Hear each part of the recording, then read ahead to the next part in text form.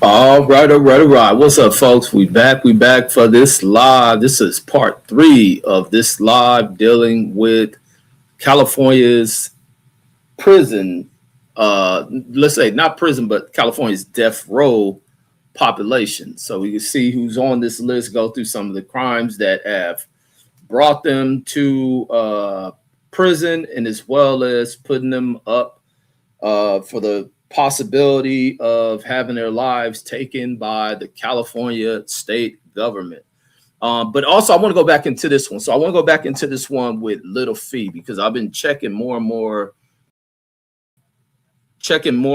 out on the situation involved him. So Fee is well known for the crime that was committed. He was involved in a situation where he went into NFL former NFL player Kermit Alexander.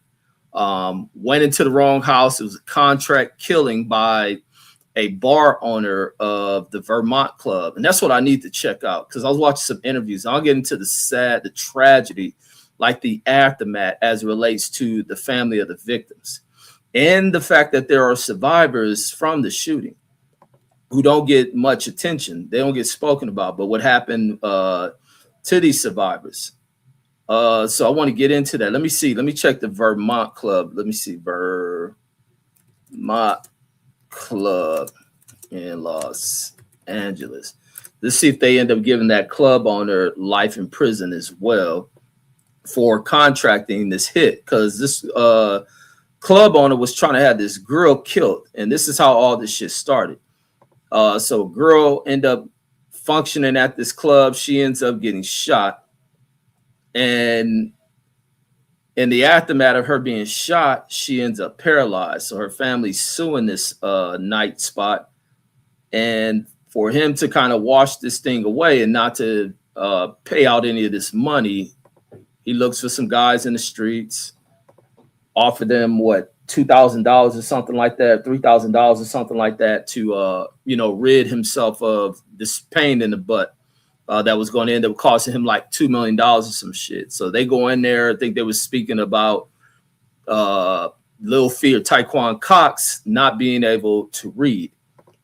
And so he wrote down something wrong or read the address wrong when he goes into this lady's house, who happened to be Kermit Alexander's mother.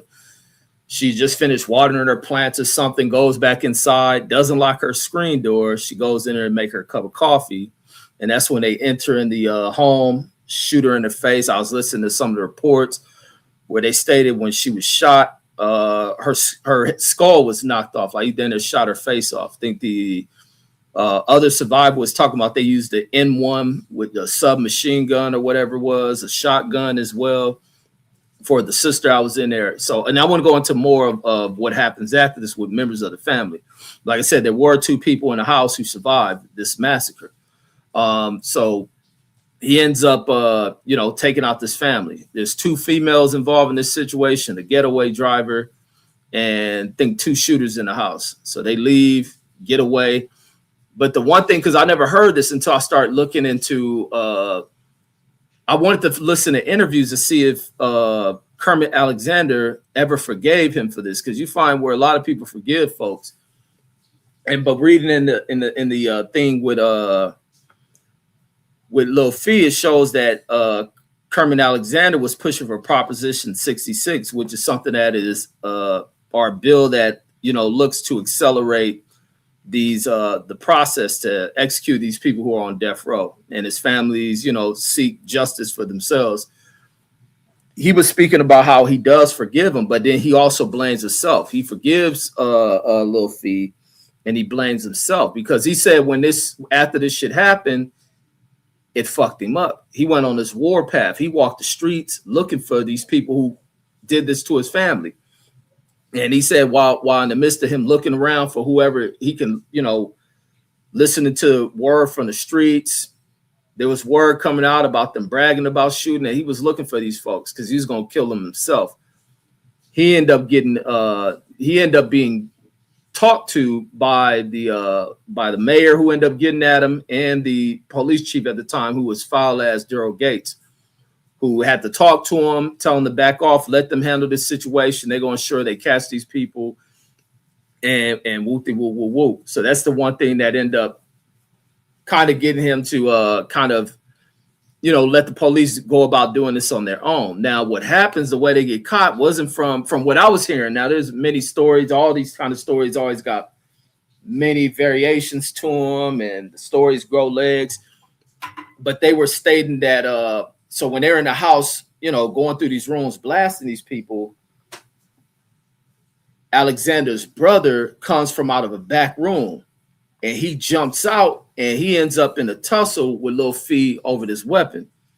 And so they end up struggling for a shotgun or something like that. And he's wrestling with him. They get in the tussle. He falls down. So in some of the photos I see from that crime scene, they won't show the victims because it's bad. There's a little trunk, like a little furniture trunk. You know, them little old trunks they had back in the day. When they tussling, what's the name? Fall. I guess he braced himself on or used it to get back up. There's a whole palm print on this shit. They're able to pull up fingerprints from that shit, somehow run it back, and they end up tying it to him. So that was from the brothers struggling with him, that they survived. There was another nephew whose brother would die in this situation, a 14-year-old who was hiding in the closet. He stayed hidden in the closet. Now, that dude has been on here. I seen an interview with him on Skip Townsend's channel, which I was watching today. Great interview. And there's another interview from another channel that he was on. But this dude, life was fucked up behind this shit. Because in the aftermath of this situation, this kid still had to live here. It still fucked with him that his whole family be killed. His younger brother will lose his life. And then now they don't know who has done it because they haven't found the suspects yet. So he's living in fear of his life. And they ain't sold the house, they ain't moved. He still was living in his house. Now he speaks about how he had guilt because where he normally sleeps is in the front room up there where his aunt was. But because him and a cousin, one of the cousins who died, they got in a fight or something the day before, and his punishment was to go in the back where Kermit Alexander's brother was sleeping in the house because he had to live back with their mom. They said that kid went off to go play football up in San Francisco while at a party or some shit, partying with them old drug experimental white kids. They stated that LSD or something was put into a punch or something, and the kid was never the same. Fucked off his football opportunities. He's never the same. Mental illness over that whatever you call it, the drugging of this dude, and it left him effed up. So he's living in the house. So as a punishment for the young nephew, who is, what's his name? His name is Ivan Scott. That's who it was, who videos I was watching. And it's sad with his situation because he will go out there and commit murder. He'll go later on because, like I said, he was like he was dealing with this PTSD and the fact that nobody came to really, speak to this kid about what he was dealing with, how to cope with the situation, because he had to hide in the closet throughout this shit. When he came out the closet, and his story and the way he goes into graphic detail and speaking on this, when he comes out, the smoke of the shotgun, the fumes for the shotgun blast is in the air. He's walking through the house. He sees his grandmother effed up in there. He sees his little cousin, his little brother, and his aunt in the house dead. And so now he's in fear. He don't know who did this. He still got to be out in this community. They don't know if it's a neighbor that done it. They don't know who's involved. They don't even know the story about the situation, them being at the wrong house. They think it could be somebody up the street, wherever it's at. So now this kid gets to where he's like committing shit because he's going through all this other psychological trauma and shit. He's breaking into people's homes.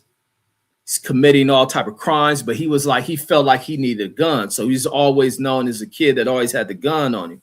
So now he speaks about what led him to where this same nephew, the kid who survived this shit, spent 25 years of his life in prison. He committed a double murder as seeking vengeance for what happened after he finds out who was the cats that did it, what gang they were from. And he went on his own little mission to go put in work on these cats, which he was 14 or 15 still at the time. and he walked over where he was walking and wherever they found these cats, and he ended up killing 2 people and shit. And then he gets his time. I think he says he does like 4 years or something like that because he's a juvenile.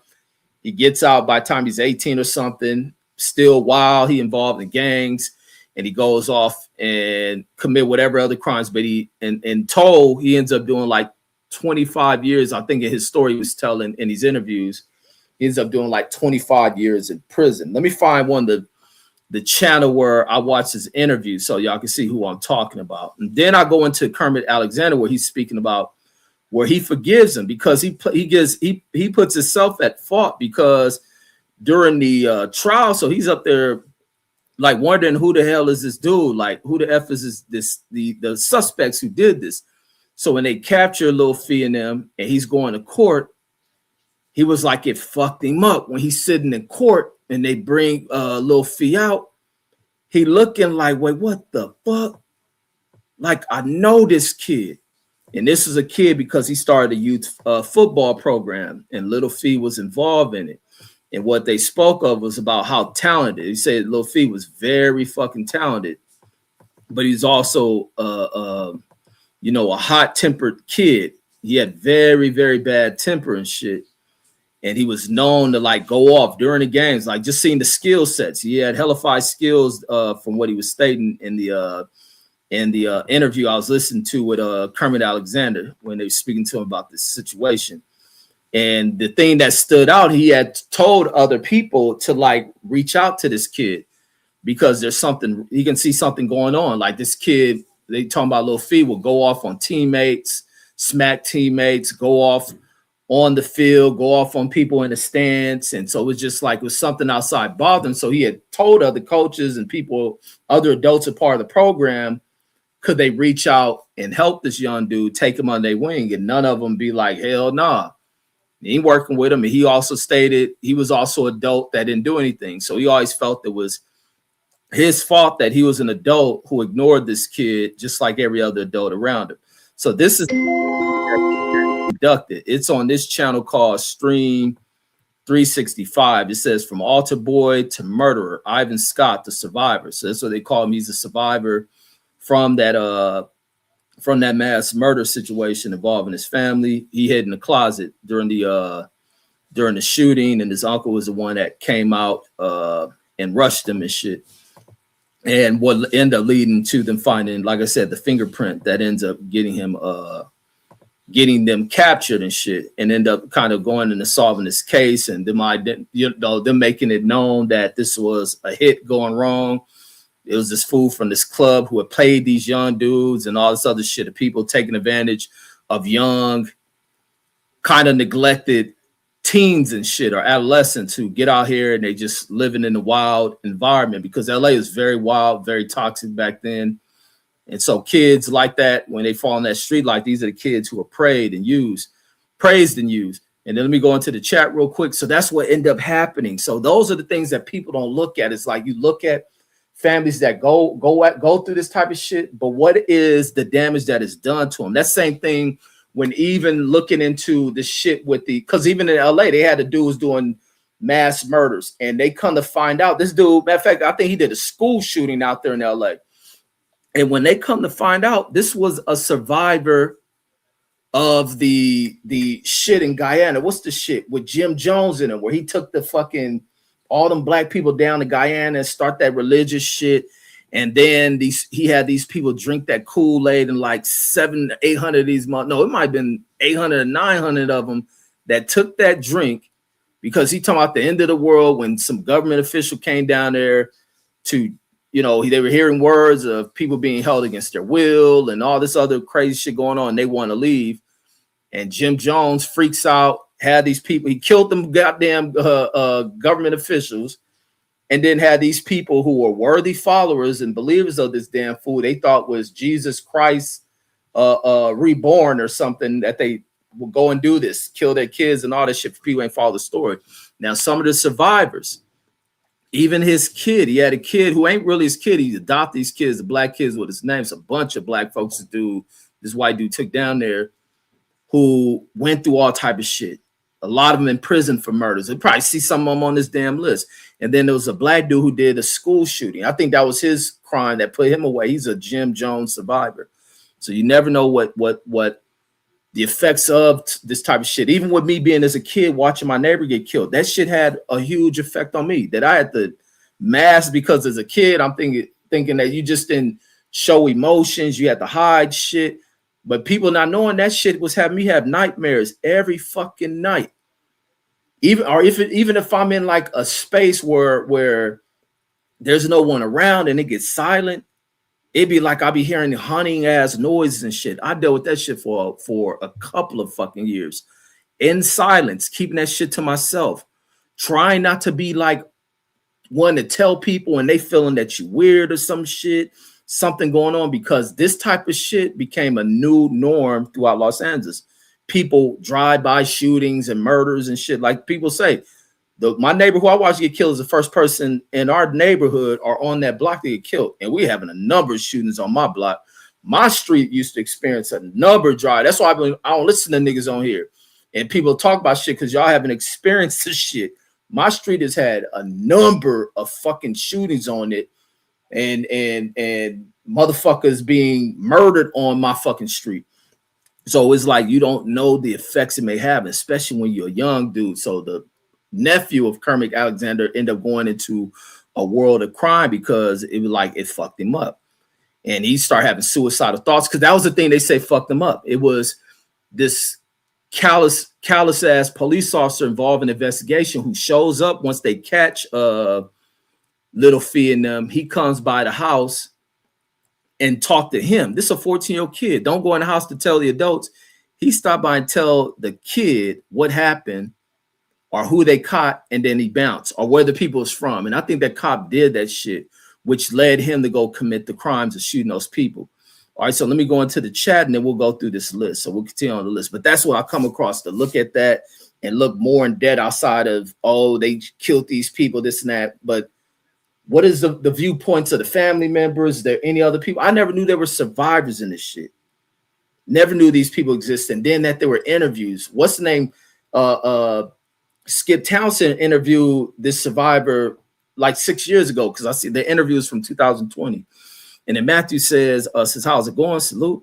He says, started watching the Netflix documentary, says on Gabriel Fernandez case, says kid was killed by his mom's boyfriend, says the doc explores the case, says child protection, says in the death penalty. You know what hurt? She just came up in the news. That bitch was trying to file an appeal or something like that to get her time reduced or something. She was just in the news this week and they denied her shit. She's trying to reduce her shit. Like trying to find a way for her to get out of prison. She might be on this list too, because the dude who did it is at the top of the list. We got his name on the first day we did this. Picasso says I was just watching a video on American soldiers, says doing the most despicable thing to children and adults, Vietnamese adults in Vietnam. It should be more like Picasso. We got right. He says, I was thinking on their return home, says how they dramatize their American families. And then Silvestri, I'm lost on that comment too, because I don't know where you're going with that. You was thinking about on their return, on who returned home. You talking about despicable act of Americans, or I'm lost on that. Silvestri says, what up, salute Silvestri. And he says, whatever happened to H Money, says he been missing, man. We covering this one, man, not these boxing niggas. And then Matthew says, Picasso says the movie Platoon says has a scene depicting that. Says I recommend that movie. Says if you haven't seen that, yeah, Platoon with what's that fool? Charlie Sheen, crazy ass when he was young. Platoon's a dope movie. There's a movie, one of the great, like outside of Full Metal Jacket being the greatest Vietnam movie to me. One of the most emotional and effed up ones was one that Michael J. Fox played in, and that was when they were these fools had went into that village and then they took that lady and were just using her. That one was sad. I remember watching that shit young. Every time I watched that, man, I ain't a crying motherfucker. That shit always put tears in my eyes. And I should be like, these are some fucked up ass deranged little country backwood punks. And then Matthew says they drank the Flavor Aid, and he says the Jim Jones tapes are creepy. Yeah, all that Jim Jones shit, because they even got footage when he went on that little shooting spree and shit. But when listening to the story of the survivors, but then I look and always be wondering what did life become for a lot of people. A lot of those people who survived that Jim Jones shit was so fucked up. They end up going into a life of crime, drug addiction, all of that shit. Because there's nobody gonna hire these people. The news can run the story, make their money as long as the story is hot to the viewing public who want to see that shit. But there are no resources poured into these damn survivors. These survivors are left to be chewed up through the American system and spit out who don't want to give them shit. And then Picasso says, was you aware of the history of Waco, Texas? Says the compound burning, says the feds basically apologized, says because they were basically killing white children and adults, says the apology was because they were white. Man, that apology should have never happened. That shit should never happen. That's because they were apologizing to these old white radical fucking groups and not wanting to, kind of wanting to enrage them and shit. And that's what it enraged them enough that the other white dude blew up the damn Oklahoma building. They get mad at the white dude in Ruby Ridge, his family, and killed because he old white racist motherfucker. And then this weird nigga in Waco who was psychopathic. They ain't shouldn't apologize for that shit. Them people should have came out that building. The feds didn't do nothing wrong. But that's the problem in this government. And it's the problem with the way we vote. That we put politicians in there, the wrong politicians who want to be sympathetic and empathetic towards guilty ass white people when they lose their lives. Fuck them. And then Matthew says lost her resentencing case. Yeah, she lost that shit. And the Jashawn in the building salute says you ever heard of the Wonderland murders?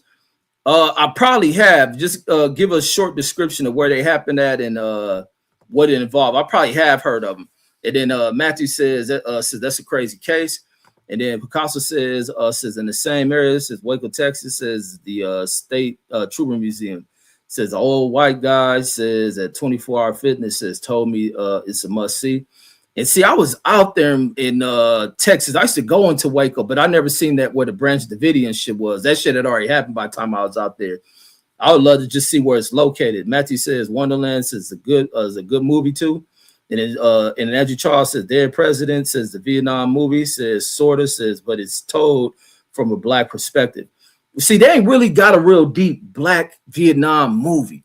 If the one black Vietnam movie is if you go to that little punk ass Mexican dude on here, American Cholo, and use the story that Snoop Dogg father told about Vietnam and turn that into a movie, that should be off the wall.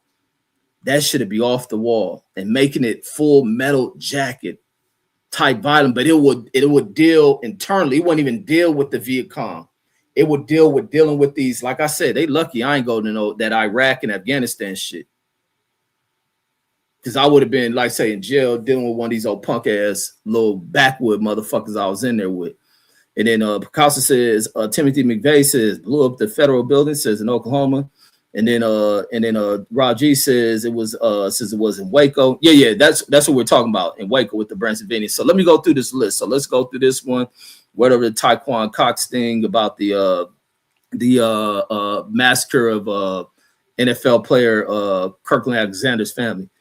He says Wonderland happened in L.A. Says it's with this big porn star dude.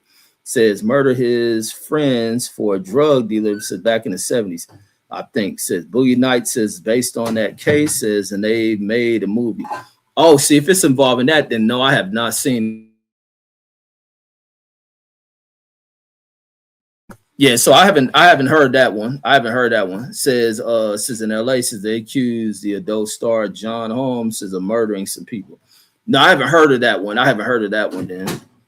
And then so let's go into it. Let me go back into this list, finish off where I left off. So where we left off was with Richard Davis, who was the guy behind the Polly Klaas murders. And if you remember Polly Klaas, they pulled that one. This one was major fucking news and major news because it's a white girl. There's a white girl. So much happened in LA. This around the LA riots, just in this shit. Rodney King. No. Let me get it right. So around this time, LA just full of hot ass news. The Rodney King shit, the Latasha Harling shit. Then this white girl. Then you have fucking, because they looked for that white girl for a while. Then you have the OJ shit. All this shit was popping off, and I think this dude is what led into they brought up about 3 strikes, but I also think it also added something with the crime bill as well, because a lot dealing with sex offenders with the crime bill. So let me pull up her story, and this Richard Davis dude, this was major fucking news. I remember being a kid, so this is October where this happened to her, October 1st, 93. So I'm like 12. Yeah, I'm 12 years old. I'm the age of my fucking kids when this happened. Says was an American murder victim, says whose case garnered national attention. Absolutely, because of her race and the fact that most of our mainstream media is controlled by people of her race and this and that. So on October 1st, 1993, that's why people like Roland Martin and all these type people that cover news are so important. And I think idiotic black people need to wake the fuck up and stop being so hypercritical of these dudes while saying nothing about your little white idiotic news broadcasters. And I say one day black people gonna wake the fuck up, and some of them just learn to shut the fuck up. Other ones learn to educate the fuck up, and all this other shit I can say.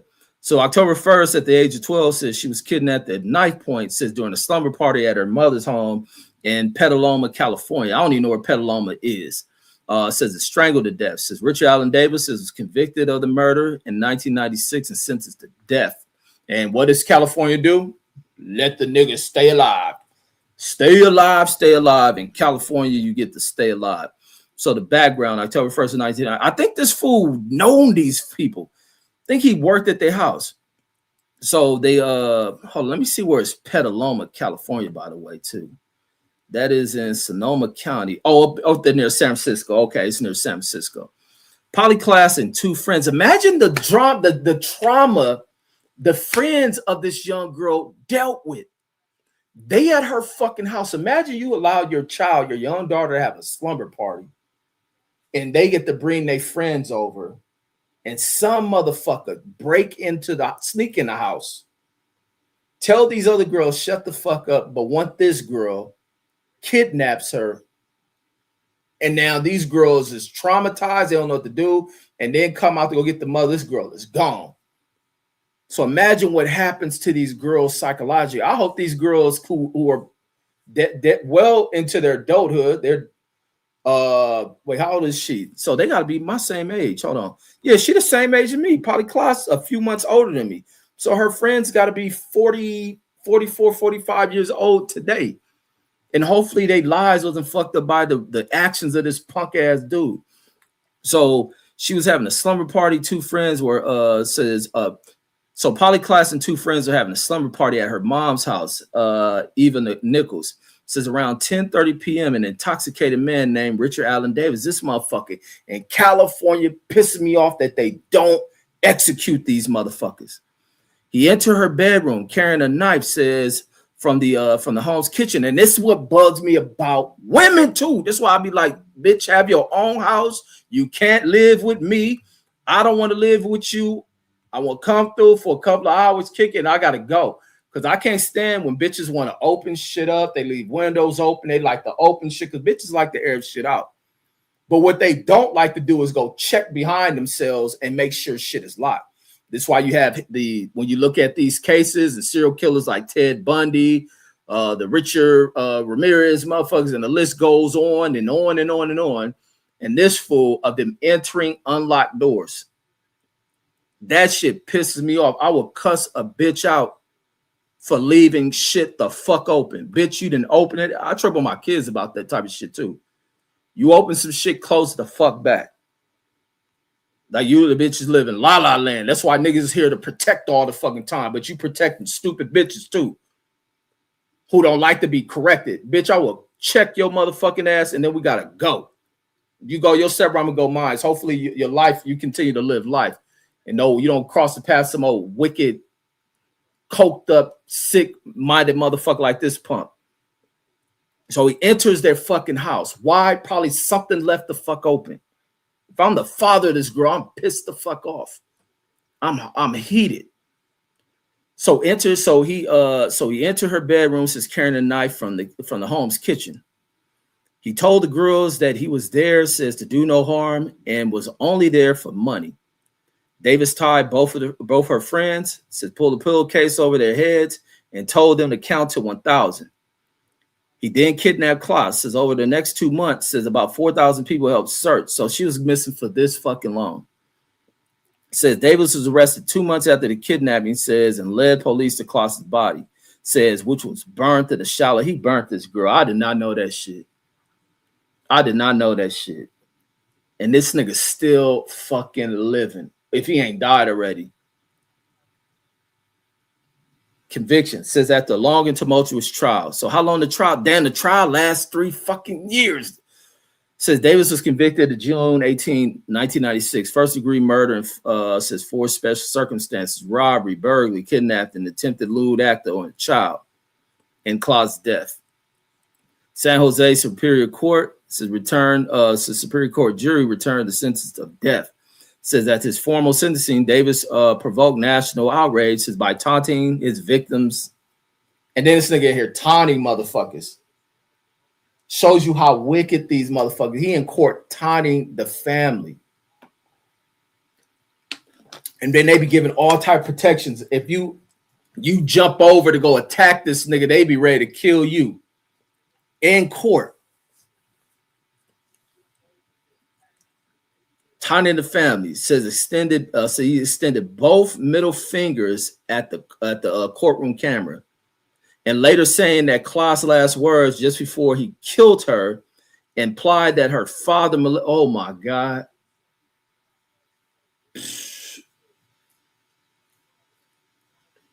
And that's why I do this type of shit, homie, to talk about these type of motherfuckers, man.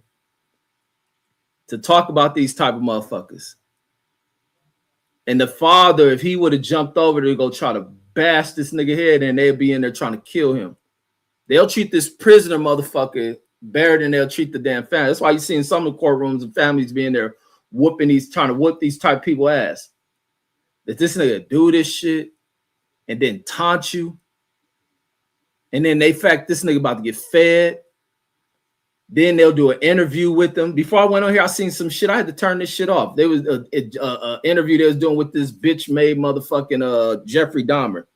And this is what Bill O'Reilly and them do. Bill O'Reilly, some old pale skinned ass white chick, and all Bill O'Reilly talking about how he doesn't look like a guy who can commit the type of crimes he came from. And then they will talk about what kind of family he come from. I turn that shit the fuck off.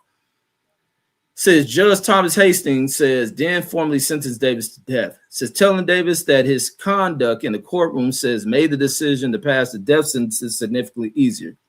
Bitch, it should have been easier if he didn't do this shit. Weak ass fucking judges, man. Says Davis has been on death row since 1996. Let me see. The nigga is still alive, I believe. Let me go into this shit. I don't think I seen nothing with his death. He just looked old and fucked up. This old piece of shit motherfucker still living.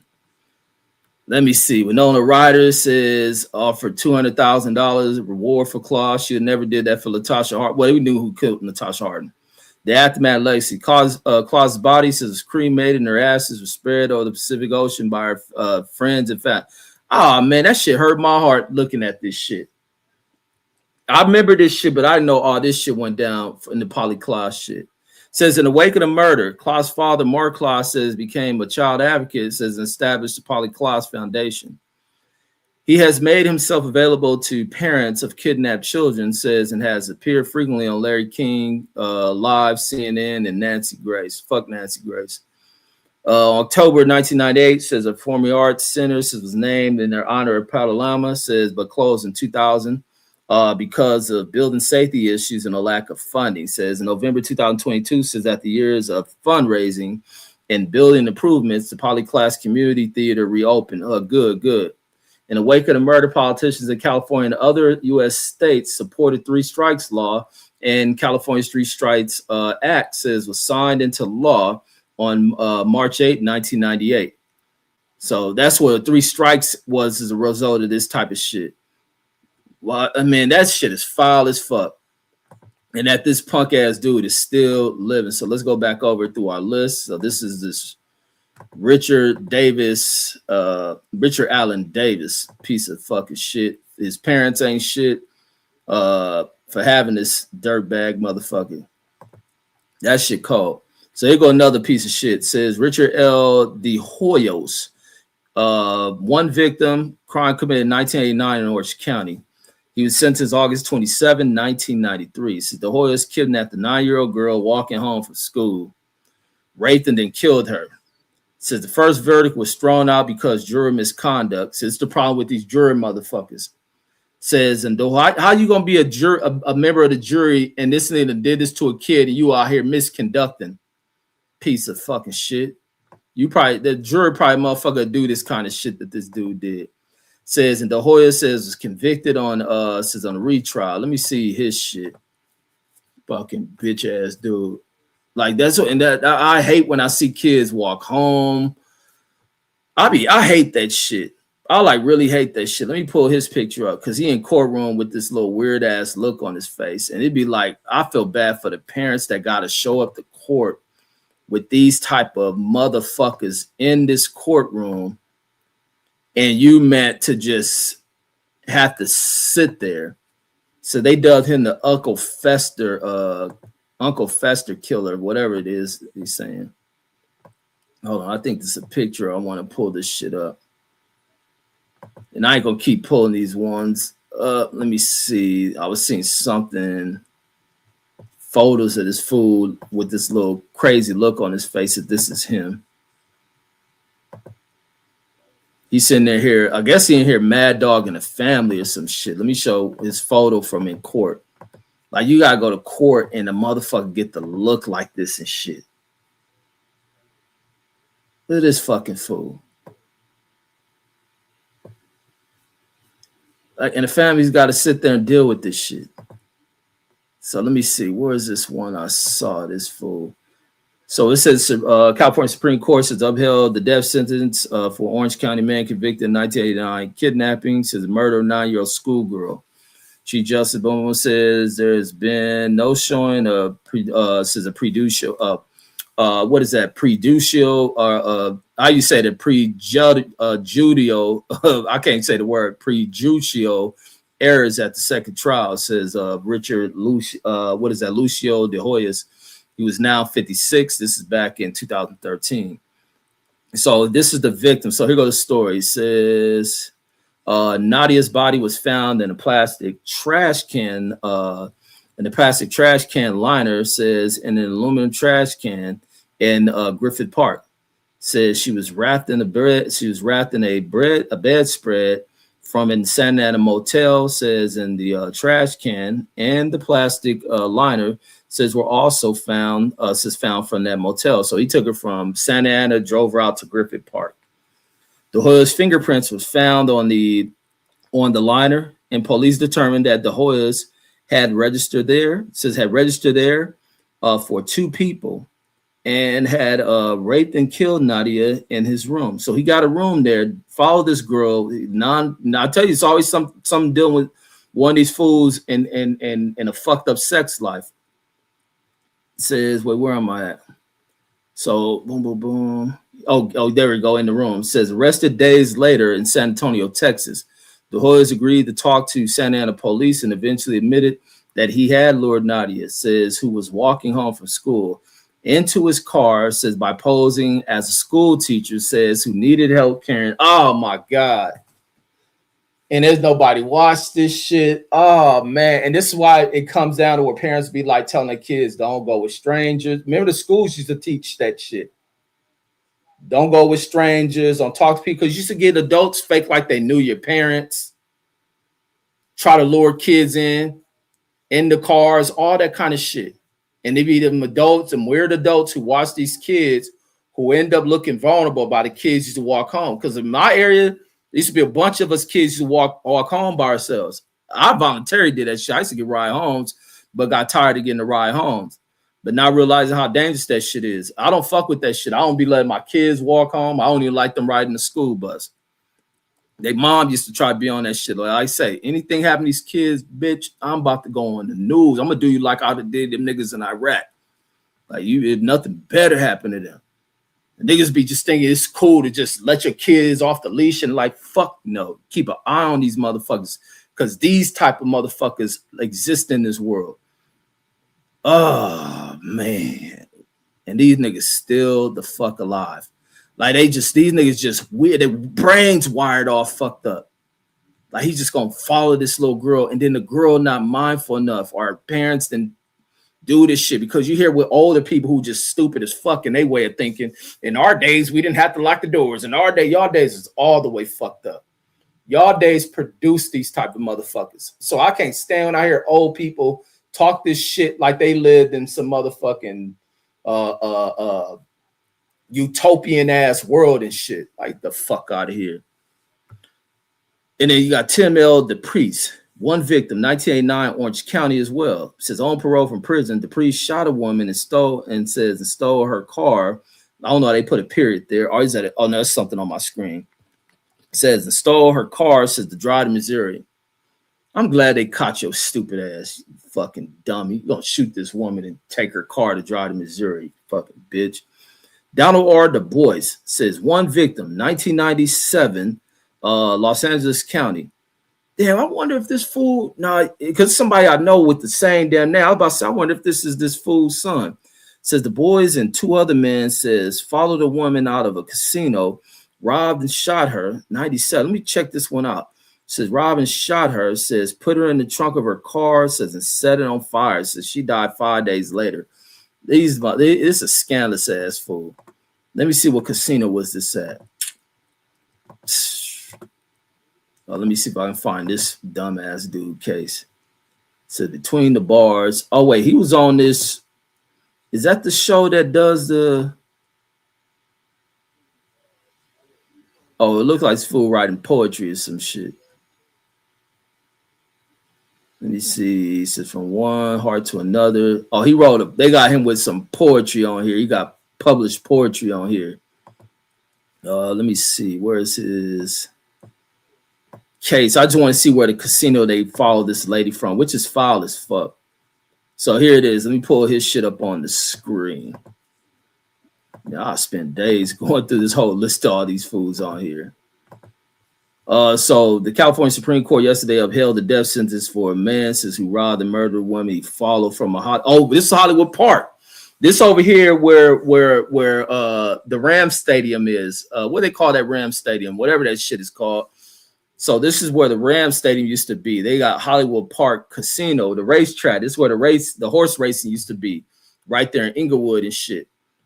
And they also built a little casino over there. I forget what kind of game. I guess people play craps or some shit there. It wasn't no slot machines, whatever other kind of gambling you do there. So this lady must have won some money. This nigga said, and that's the other thing you got to watch at these casinos. Motherfuckers in here watching your pockets. People, yeah, SoFi, thanks, Matt. Where the SoFi Stadium, this is where Hollywood Park was. So this is where they followed this lady. Says more than 16 years ago, says Los Angeles Superior Court Judge James R. Brandlin says sentenced Donald Ray Du Bois Jr. to death in July 1999. So this is my senior year. This is for the 97 attack on Danny Kim. Says 32-year-old Washington State woman. So she was down here visiting. Jury found Du Bois guilty of first-degree murder with special circumstances of arson and robbery because he gonna burn this lady. Prosecutor said the victim was followed out of the casino after gambling and was found later that morning in the trunk of her car. I'm adding words, in the trunk of her burning Chrysler LeBaron. I ain't never heard of LeBaron. Says in the front of Inglewood Elementary School, in front of an Inglewood Elementary School. She was shot and burned and died 5 days. So she lived during this shit. Oh man, this lady had the will to live. She had the will to live. She was still living. It took 5 days for her to expire. Says she died from her injuries. Du Bois also was convicted of the attempted murder and second-degree robbery of another woman. So he liked to target women who survived being shot in the head after being followed home to Rancho Cucamonga, says from the same casino in another 97. Oh, man, yeah, thank God y'all gave this nigga the death penalty. This nigga filed. And it'd be crazy because I'm pretty sure there's people I know that probably know some of these motherfuckers I'm going to talk about on this shit. He filed as fuck. And it'd be some days, man, free the nigga, free the homie, man, this and that, man. Fuck that. Security cameras from the casino recorded the movements of the boys and two other men, Carl Higgins and Anthony Flagg. Says with video footage showing the three appearing to monitor Kim's movements. Says the three were tried together. Says the boys being sentenced to death. Higgins and Flagg each sentenced to life in prison without the possibility. Good, keep them in there. Says according with the jury's verdict. So that's what they did. Man, this dude is foul as fuck. So that's who this dude. This is what this dude did.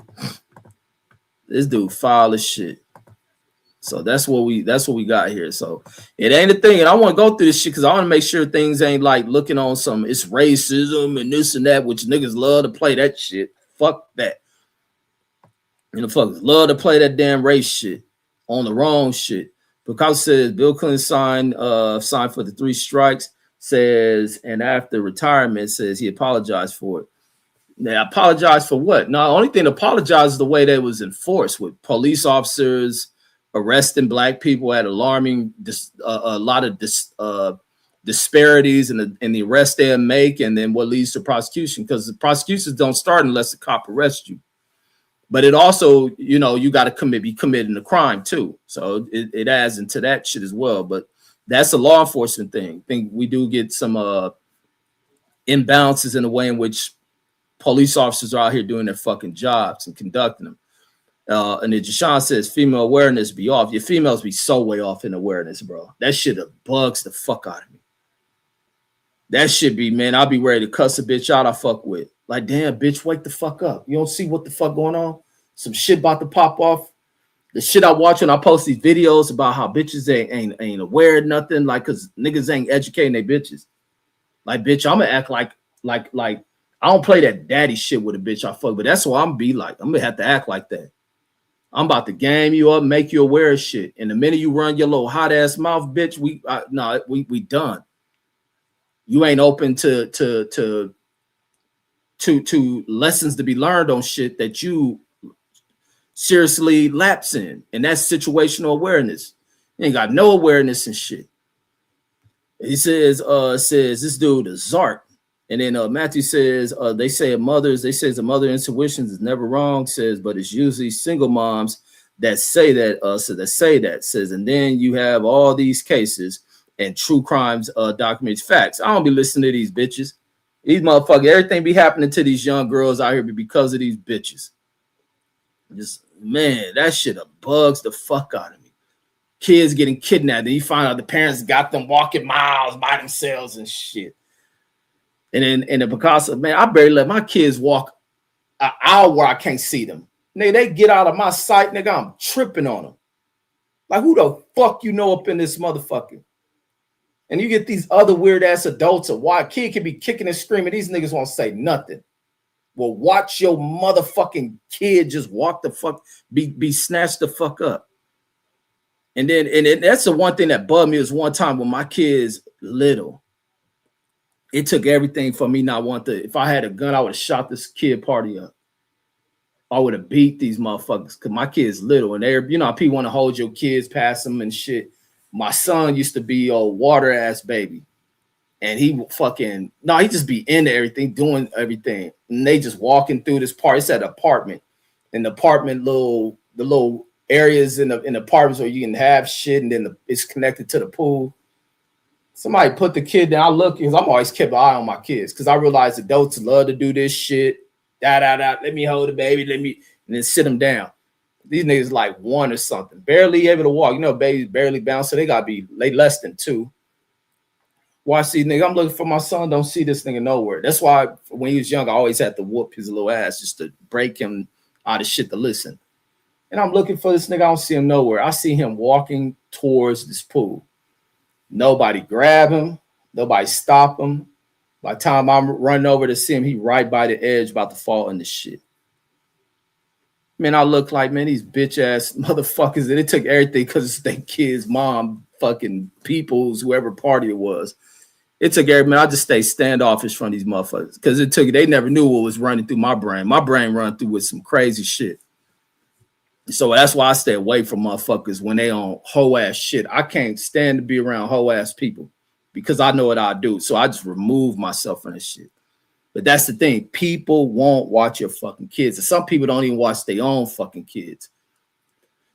And then Picasso says, I don't mind talking about this topic, says because it's keeping alert, says keep your head on a swivel, ninja.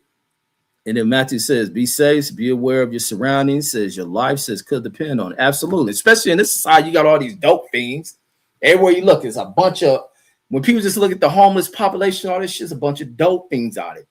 Then the people who even live in the houses are dope drug addict, weird than a motherfucker, can be married, have kids, and weird as fuck. Oh, man. And then you be in the casino, motherfuckers following you. And then Costa says I drove by that Rancho Cucamonga place before. It says ain't Fatburger over there. Nah, man, Rancho Cucamonga, far as fuck from LA. Or 45 minutes from LA. You think it's some other shit. Jashawn says I gave him a whole lecture. Says I give him a whole lecture. Says females, says because, and sorry, not because. He says I give him a whole lecture. Says females being la la land. Says that shit pissed me off with bitches. They be just stupid. They be just so, because they deal with so many dudes just fucking being simps over them and shit.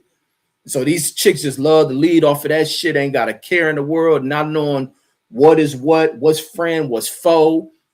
They just seem like these bitches stupid. They bring anybody around. That's just like one of the homies had him a chick who ended up getting her house shot up, and her fucking stepmother gets shot. This bitch just want to have a function, bring anybody around. That'd be always the thing with them girls from out that way. It's from Rancho Cucamonga too. And if the homie listening, he know who the fuck it is, write something in the chat. Fucking, they throwing a party. They got people from over here. Niggas is Crips, niggas is Bloods, this and that. And something happened where some dudes couldn't get in the party or something. They get into it with these dudes, set tripping and shit, way out in Rancho Cucamonga. And the niggas who get kicked out, they start shooting back in the party and shoot her stepmom. And these bitches just bringing anybody over there. And they were known for doing that shit, just having anybody want to have functions and this and that. Oh, you want to come to my party? This and that. Got just niggas all over there, like fucking boneheaded bitches. They be stupid. Goya DJ says she died 5 years later. No, that shit said 5 days later. Let me see. Yeah. Oh shit, you right. Damn, good thing Goya DJ in this motherfucker, because I showing the fuck don't be because I be adding shit to shit when I be reading, overlook a little minor shit. Yeah, 5 years. So that lady had a strong fucking will to fucking live. Salute to Go Young DJ, man. Thanks for adding that correction. Shashan says, I like females that stay in the crib. Says we ain't going out. Says when it's dark. Says there's plenty to do in the house. Yeah, I like that shit too. I don't like clubby bitches. When I get clubby bitches that want to party, them be the bitches I be want to have one night stands with. That's why all I've been with bitches like that. And I used to run through a lot of bitches meeting out the club. They're my one night standers. I'm like, we making, what they call that shit, spin the block. But outside that, want to be with you, bitch. No, you clueless. You a fool. You want attention. You want to be seen. You got to be on the scene. These type of bitches that stress if they got to sit in the house. They always got to do something. Got to be there. Have some other nigga do that shit. Outside that shit, go dish it, wash it up, keep it clean, make sure it's tight. I'll be back around in a few weeks. But to be with you, absolutely. You're airhead, bitch. I don't want nothing to do with you like that. And then, but yeah, that shit pissing me off with the way how dumb broads is. It's just who raised them. That's the problem with a lot of bitches. They ain't been raised. Now, when you're dealing with bitches been raised by fathers, you can fall back. It's less to even have to educate this bitch on. She's so on point. And then Picasso said, but a lot of these girls is brought up in households with no love and shit. That's why it's hard to even form relationships with them because of this shit. When you can really sense that shit when there's this piece in the broad missing. And that's from a father not being there. These single mother raised bitches are just not gonna hit. Some of them are roses and concrete and shit. So some of them blossom and become something beautiful and shit. And Picasso says I looked up the ratio of women missing in each state, says, and it's ridiculous. Oh, I bet it is ridiculous. Why you get weird niggas like the one? Remember the dude said I go in at McDonald's when he find that nigga got 3 bitches in his house caged up. The Asian dude I showed you, he was caging bitches up in a dungeon and shit. And Jashawn says, since I was looking at Megan's Law list, says in my area, says it's a lot of sick motherfuckers out here, man. And it's fucked up that they even are out here. That they're even out here. You look at how much time they be serving, they don't be serving no fucking time. And the Acosta says Rancho Cucamonga seems like a rich area. It's just a newer area than some of the Los Angeles areas. They got some nice homes out there. Like I said, first time we went out there, was the first time we stayed outside at like 1 or 2 in the morning. And I had to worry about the cars coming up the street. Thinking they're gonna pull a drive-by. Now they may do drive-bys in Rancho. I don't know about that. And then Jashawn says good thing I ain't know nobody on that list. And then it's crazy who you'll find on these fucking lists. Jashawn says salute to you, Red, says for sure, for raising your daughters, says to be aware. Absolutely. I talk to them about everything. We watch all type of shit. I talk about everything. I ain't with that little soft shoe and shit with them. They gotta be aware and just identify people, look at people, profile, judge people. Like I said, I'm military minded, police minded. That's why I always wanted to do the law enforcement shit. I just was always on that shit. You just gotta watch motherfuckers. I don't put nothing past nobody. I don't watch niggas betray motherfuckers throughout life. You just see that shit. And then Omar Den's got 2 victims. Crime committed in 1998 in Imperial Valley. There's a lot of weird motherfuckers up in the northern and middle part of California. Says he was sentenced on October 5th, 2000. Says Dean shot and killed the police chief of Calipatria. Says who was responding to a call for help. Says that Dean's mother's farm. Says Dan fatally shot his dad. This nigga is a foul ass dude. He don't give a fuck about nothing. That nigga killed the big boss of the police department. He killed their chief. Somebody got a promotion. Ronald L. Deers. He got 3 victims. Did his shit in 1982 in Riverside County. There's been a lot of Riverside County people on death row too. I haven't seen this county a lot. I think I've been seeing this shit. I've been seeing these other counties more than I've been seeing LA. And then this is November 10th. His sentence was in the same year. They didn't waste no time putting this dirt bag away. Let me see. I can't wait to read what he did. He was captured in 82, sentenced November 10th, 1980. He must have did some fucked up shit. I ain't ready yet. So for this nigga to be arrested and death penalty in the same year, he must have did some way shit. Let's see. Despondent over a breakup. Oh, he's a bitch. Despondent over a breakup. Deer killed his girlfriend's brother and the man's 2 children. Yeah, he's a bitch. I see why they put this nigga away. Over the girl breaking up with you and you gonna kill some kids. Fuck this dude, piece of shit. And why he's still alive? He's been in prison for 40 fucking years. California, man. And then this dude's a bitch because this picture of this woman is this faggot motherfucker as a tranny and shit. He like Christy Noam's husband. So this fool didn't change his name to Skylar De Leon. 2 victims, 2003, Orange County, sentenced April 16, 2009. So it took a long time to sentence this dirtbag. De Leon posed as a prospective buyer of a yacht, says owned by a Newport Beach couple. He convinced them, says, to take him and 2 other men out to sea. Says where the 3 men threw the couple overboard. De Leon and John Kennedy were sentenced to death. Says the other man and De Leon's wife says were sentenced to prison, says for their part in the crime. Oh, wait, is this a bitch? Says he can. Oh, no, this is a dude. Yeah, this nigga tranny. Says because it says he convinced them, says to take him. Yeah, so this dude is a tranny. So that's that bitch ass dude, fucking homo in there. And it's probably some old dude in there faking like he the biggest gangster and they're fucking the fool. And Anthony Delgado got 2 victims, crime committed in 1998, committed in Kings County. That must be somewhere in the Central Valley, California as well. Says he was sentenced in June 21st of 2000. De Leon killed 2 cellmates at Cochran State Prison. Oh, that's what got this name. Let me see this dumbass one. So he did this shit for the mafia. Let me see this stupid motherfucker. So he going there. He probably in jail over a traffic violation and shit. Boy, this wind out here kicking out here in Vegas. Let me see what this fool done did. Let's see. Boom, boom, boom. What he going there? Corcoran State Prison inmate charged with killing another prisoner by ordering that 2 correctional officers attend all meetings between Wait, let me see. Where's he in here? Let me get in his story real quick. I'll put on the screen. He said that in the interview that he expected to kill again. So this nigga crazy. He said Delgado says he strangled his cellmate months before he beat and killed. Let me see. This should be it. Let me pull this one up. Yeah, this fool's sick. Let me see.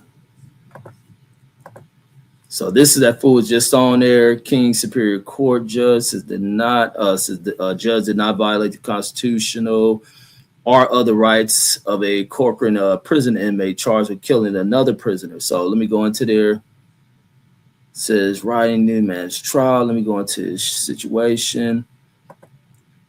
All right, says Anthony Delgado said in an interview, says that he expected to kill again.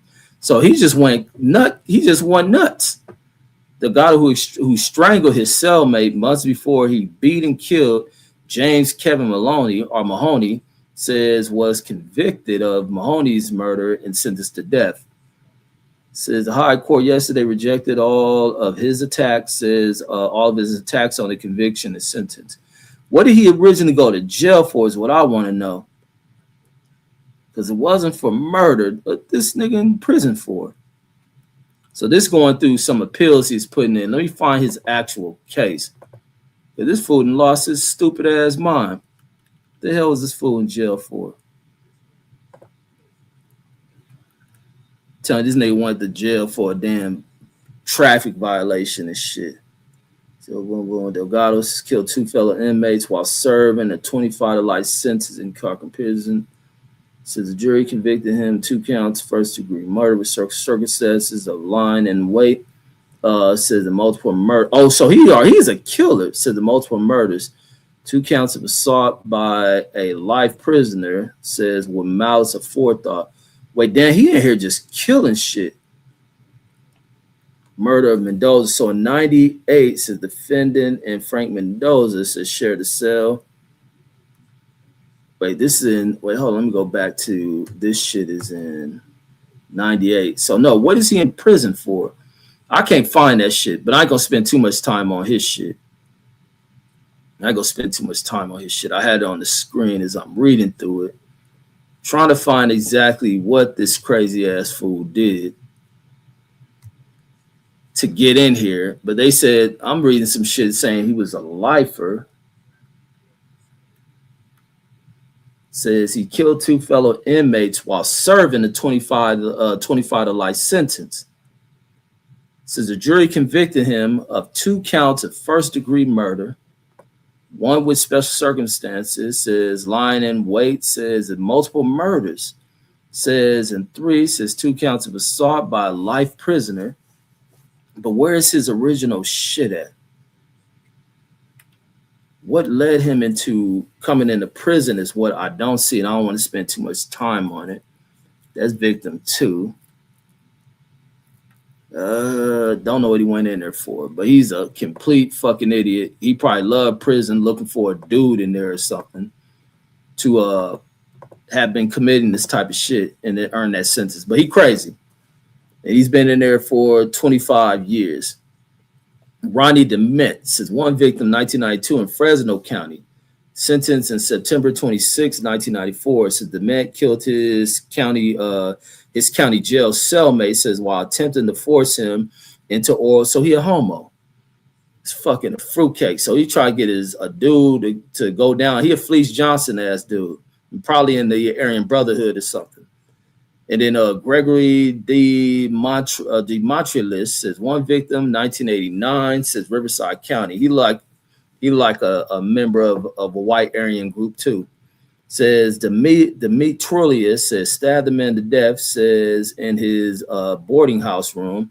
Says to rob him after the victim was seen at a local diner, says with several $100 in cash. People watch your money. You're a stupid motherfucker in here counting money, and there's people out here with none that want your shit. Committed his crime in 1989, sentenced May 22nd, 95. Alex DeMoli, one victim. This is a black fool, 1999, Alameda County. He was sentenced December 14, 2007. DeMoli raped and killed and man, fuck this stupid ass fool. He killed an 11-year-old girl he convinced to enter his apartment, says with the promise she could play video games. And where's the parents at? And then this girl just walking, and then who? But it ain't even just the parents, because the community should be watching motherfuckers too. The community should be watching people. You got people sneaking kids and shit into their damn home, grown ass fools. Yeah, this fool ought to have his head bashed in. William Dennis, 2 victims, did his crime in 1984 in Santa Clara County, sentenced in September 6, 1988. Says after the drowning deaths of his 3-year-old son, Dennis dressed in a Halloween werewolf costume to kill his pregnant ex-wife. I think I understand, but not why she is pregnant. I think I understand him, because I will have the same reaction. My kid drowned, bitch. You ain't watch it, and nah, bitch. You about to drown too. So I understand him doing that, but he probably don't give a fuck. He probably serving that sentence and not worrying. So I ain't got too much to say about this guy here. Yeah, you bitch, kid and drowned. Where the fuck was you at? Like, fuck no, you about to die, bitch. You think you about to keep living? Shit. Calvin Dennis, 2 victims, committed his crime in 2006 in LA County. I'll see if I know this fool. Said January 30th, 2009 was the sentence. Dennis and Rayon Ingram says were convicted of killing a father and son as part of a robbery in Compton in 2006. Says the men had robbed Derek Kellum Sr. of his wallet. Says then lured him to the scene of his death, says by offering to return it. Says Kellum was shot 9 times. Says the 10-year-old son was also shot. Damn, it's fucked up. But this in Compton, I don't think I know these cats. Y'all foul as fuck. Foul as fuck. And you got Dennis, says Anthony Dent, says 3 victims, 2002, Los Angeles County. Says Dent killed the drug dealer, says he failed to pay taxes to him on drug sales. Says he previously killed another drug dealer, says, and a man who walked in on the robbery, says, of a video store. Heartless motherfucker. And what is the factor? Poverty, money. Colin Dickey, 2 victims, 1998, Fresno County. Says he was sentenced February 27, 1992. Says Dickey helped kill 2 elderly people in a robbery. Says one of the victims was the grandmother of Dickey's partners. I don't know why the writing is fucked up here. Of a partner. I guess his crime partner. I don't know. Or a chick of his. I don't know what they mean by partner. It says in the robbery. So he killed so the person he doing the robberies with killed his own grandmother. These some scumbag meth head motherfuckers. And says who later killed himself, says when cornered by police. So the other fool killed himself. Fucking coward. And then this is James Dixon, 1 victim, 2001, Los Angeles County. He was sentenced May 2nd, 2008. So it took a while to sentence this dude. Dixon and 2 others abducted a woman and promoter, forced her to empty her bank account, says, and then slit her throat, says, and left her body in the mountains. Yeah, y'all deserve that shit. You foul as hell too. Foul as hell, man. These dudes for money, man. None of these murders make any fucking sense, man. Make no sense. But niggas be like, man, fuck a job. Fuck a job. I don't want to work for the white man. Go in here and rob and kill black motherfuckers. And then Jasari Donaldson, 1 victim, 1998, Los Angeles County. He was sentenced October 5th, 2004. DNA evidence led police to, that's why he's out so long. DNA evidence led police to Donaldson for the assault, rape, and beating of a woman left in the trunk of her burning car, says to die. God damn, man. Motherfuckers to be, and then be sitting there all these years just wishing they didn't do that shit. And in Kenneth Doolin, 2 victims, 1995, Fresno County. Man, they up there where you at, dudes. Fresno, all that central and northern California shit. Fresno County says sentenced June 18, 1996. So they got him quick. They put this fool away quick. Let's see what he did. Doolin murdered 2 Fresno prostitutes and attempted to kill 4 others. So yeah, he's a danger. He motherfucker take it from the prostitute and kill him. Yeah, he was definitely turned into a serial killer. There's a lot of serial killers who done that shit to prostitutes. That they got this fool out of here within a year. Get your motherfucking ass out of here. You going in the chamber one day. And then Matthew Drews, 2 victims, committed 2001 in Imperial County. That's up there again.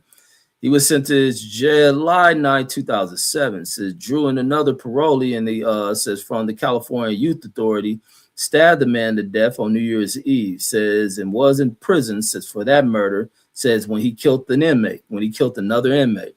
So he didn't want to leave. He loved prison. Fucking Aryan fruitcake. Enriquez Dunas, 1 victim, committed his crime in 97 in LA County. Says he was sentenced January 22nd. Hold on. Accidental skip. January 22nd, 1999. He didn't stay out too long, but they put his ass with the decision to kill him.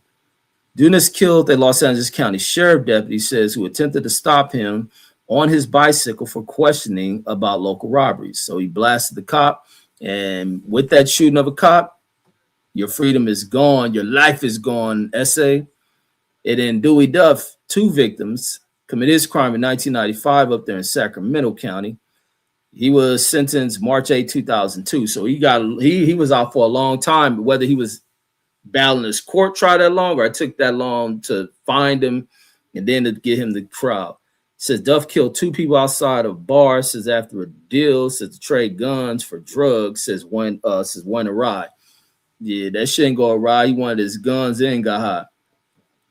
And then this is John Dunkles. This is one of the dudes who was on that list of too insane to kill right here. So we went through that list of the people too insane to kill. Wait, was that the list? No.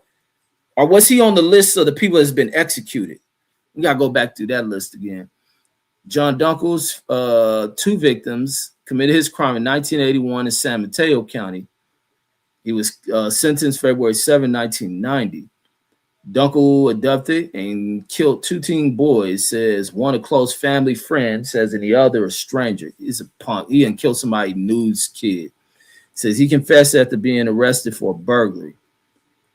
And they still got this dummy alive. I think that, like I said, I think this is the fool they say is too insane to kill, which is dumb to fuck to me. If somebody's insane, that's more the reason to remove them from fucking existence. And then Dean Dunlap says you got 1 victim, committed this in 1992 in San Bernardino County, was arrested. So this must be a cold case murder. He was not arrested. Sorry. He committed this crime in 92 with this 1 victim out there in San Bernardino County. He was sentenced April 14, 2006. So it's about 14 years from the crime to his sentencing. Dunlap says a convicted child molester. And look, here we go again, letting these type of motherfuckers loose. He served his time, let him loose. He'd be okay. Bring in an expert, little fake ass, dumb fucking psychologist motherfucker. Oh, you never commit the crime again. He blah, blah, blah, blah. I don't see him harming anybody like the dumbass bitch made judge made the little psychological thing to not sentence that Asian chick to all them years in prison for Latasha Harling shit. You got these flawed motherfuckers running this damn system. So this fool Dunlap is a convicted child molester. Says was linked by DNA evidence to the abduction and killing of a 9-year-old girl, says 13 years earlier. Aaron Dunn, 2 victims, committed the crime in 2006 up there in Sacramento. Sentenced July 6, 2010. Says high on meth and distraught over his marital breakup, Dunn used a shotgun to kill 2 men as they left an Elk Grove's restaurant and shot at 4 others, says including 2 police officers. Fucking dummy. Like I said, these fools don't know how to deal with hoes, man. He is the worst type of motherfucker is a sucker who don't know how to deal with women. don't know how to deal with breakups. You got to watch these type of people. These type of people be always arguing with their chicks and acting all irate and distraught. And then you got Robert Dunson, one victim committed in 2007 up in Riverside County. Sentenced May 15, 2015. Says Dunn beat a Canadian visitor to death, says, for his casino winnings after having his sister pose as a prostitute to lure the victim to an apartment. So his sister ain't shit. They both nasty motherfuckers. He probably was fucking his nasty ass sister that she'll do this shit for her brother. Says his sister and 3 other accomplices were sentenced to life without parole. Good. Good. Get them the fuck up out of here. And then you got all Duong. You got 4 victims in 1999 LA County. Oh, is this the pool hall one? Oh my God, this one crazy. One of these dudes just got out and they do interviews. This one was some crazy shit. This shit was on the news and all of that shit. So he was a gang. I forgot the name of that gang it was from. I'm gonna pull his story up. It says a gang leader says who went by the moniker Fat John says and ran a jury and computer component thief ring. Says Duong killed 4 people at a pool hall birthday celebration. Wait, pool hall. Let me see if that's this one involving. It was these 2 rival Asian gangs. This is a video of these niggas having a. Let me see. This might be it. Let me see if this is the one. One of these dudes is out. That fool does videos on here. Let me see if this is it.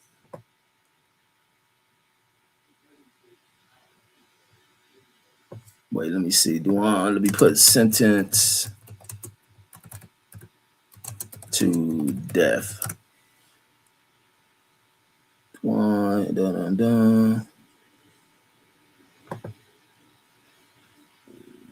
let me see if this is the one. Where is this shit at? I know they showing this a robbery. This might not be the one. Duong convicted 2010, all 26 counts. But this one said the pool hall. Maybe this ain't the one. All right, so during the trial, evidence shows says that from on or about November 9, 1993, says through or on about March 13, 2001, says Duong was a leader of a criminal enterprise, says that carried out 16 separate armed robberies and attempted whatever showed Duong.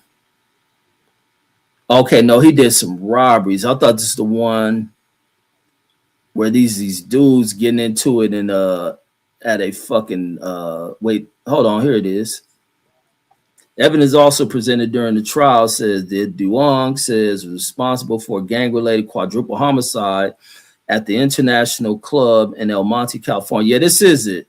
Says on May 6, 1999. Says Duong shot and killed Min Deong Tram, some other people, 4 other ones. Says the parties stipulated that Duong says had been convicted in state court, says for those murders. So he is the one part of that shit. So this fool was doing all type of shit. So this fool was like extra out gang member about this shit. But his shit, there's video footage of that shootout he had, but he got a bunch of other crimes and murders. He got a bunch of shit on his shit. Let me see if I can get footage of it. Nope. LA Times won't got to subscribe to them to pull up their old articles. Confirmed the sentence. Let me see. But this dude got a bunch of crimes pulled up on his shit. But it's that little shootout between them Asian gangs. California full of gangs. This is why people just be putting like it's Blood and Crip or Mexican gangs. These Asians gang bang out here too. It's Asian gang members and shit in California. California got a crazy world what California is.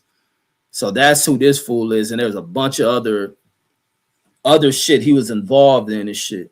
And that's what people overlook because everybody plays in these stigmas of black people this and black people do that and whites and Asians don't do nothing. Asians kiss so much white ass, they're just white. But they got kids and who be like, man, fuck all that whole ass shit. Because matter of fact, Asia's full of fucking criminal enterprises, organized crime and shit. And there's kids here who be high-tech mathematicians, smart than a motherfucker, who'll be like, oh man, fuck that, man. It's either sink or swim in California. All these other motherfucking groups.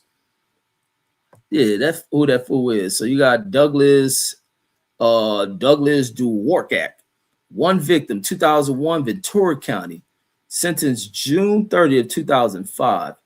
Dworak, a real foreign immigrant ass name he got, says raped and drowned an 18-year-old woman, says at Mosul's Shal Beach. Says he was identified 2 years later on a national DNA database. Good, they caught this motherfucker. And I hate that that girl went out with this piece of shit motherfucker and lost her fucking life over being around this scumbag ass piece of shit. There's some real pieces of shit ass people. You got Ernest Dykes, one victim, 1993 in Alameda County. Says Dykes robbed an elderly woman, says, who managed the apartments where he lived and killed her grandson. You's an idiot ass motherfucker. Keep this bastard ass motherfucker in there. You lived in this motherfucker and did that. These young dudes, man, it's just, god damn, man. The fuck y'all be doing?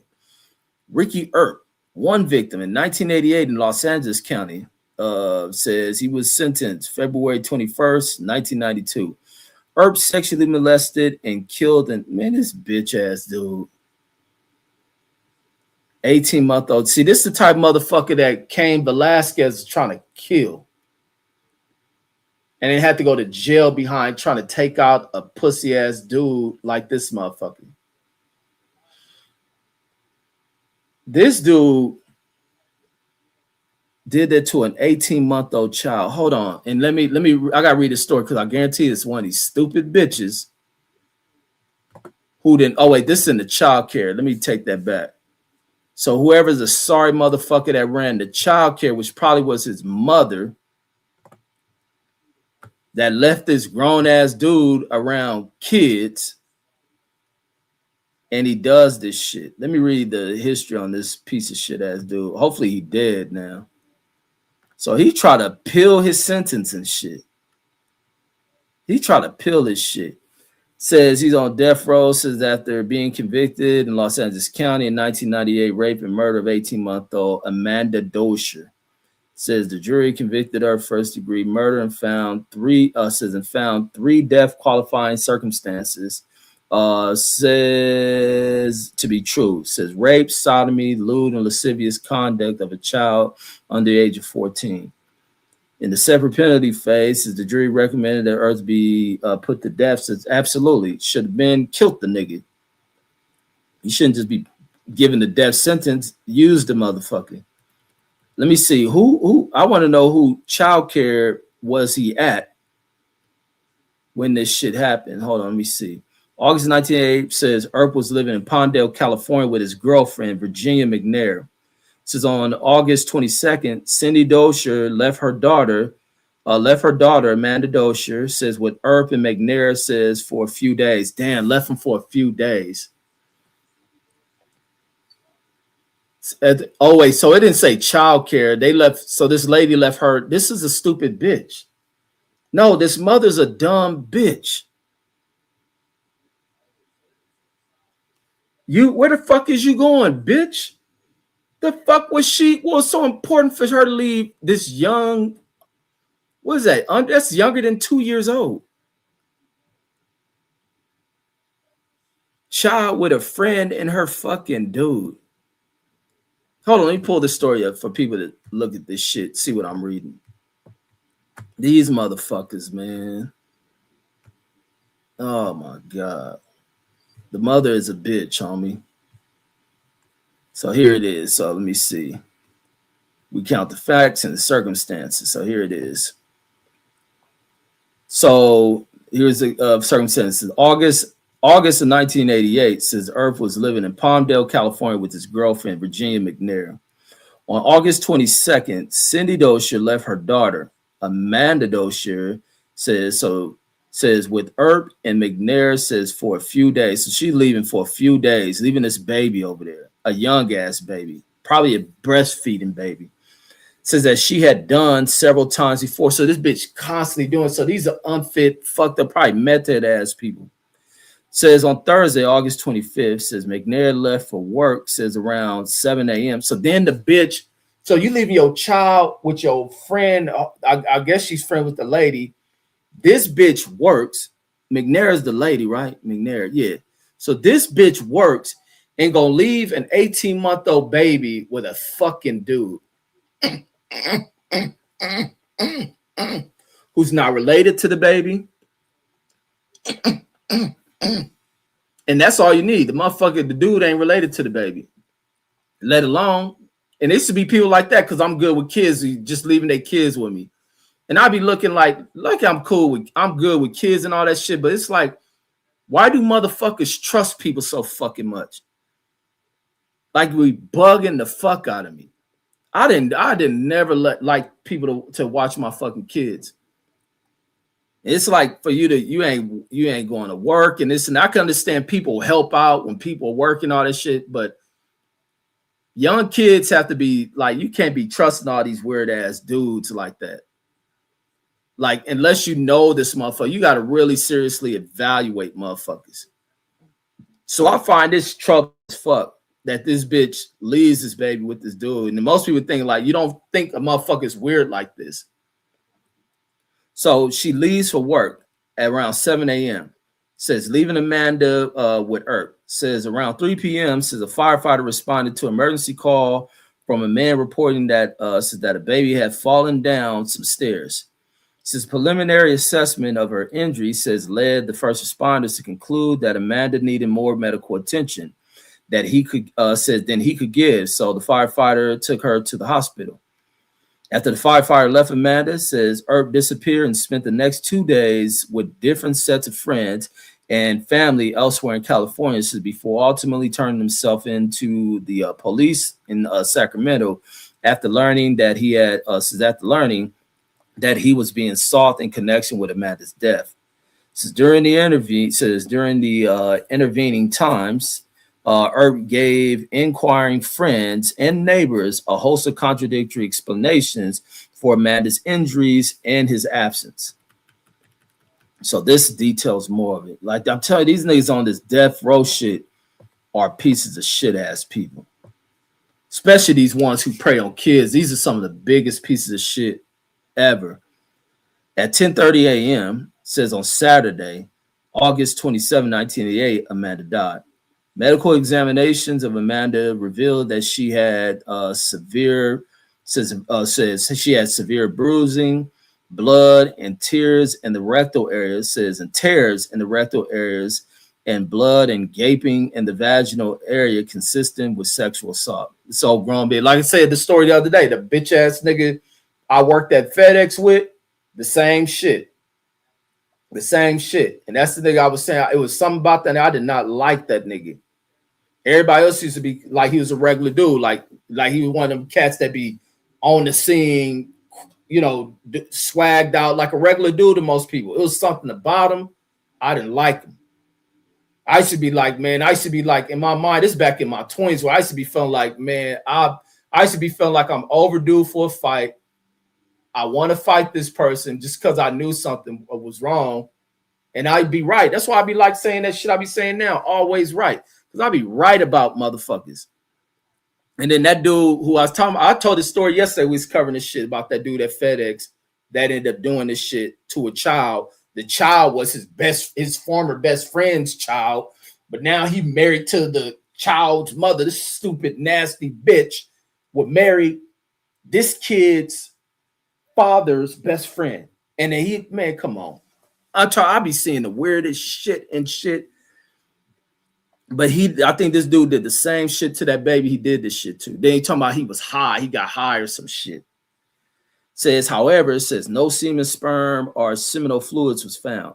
Says the medical examiner determined that Amanda's death was caused either by multiple sharp blows, says to the top of the head, or severe shaking. After the trial, Earp denied sexually assaulting or otherwise harming Amanda. Says he blamed Dennis Morgan, Amanda's grandmother's boyfriend, whom Earp had met, says while the two served time together in prison. So these some sorry ass people. The grandmother, let's say grandmother's boyfriend, these are some piece of shit, dumb motherfuckers.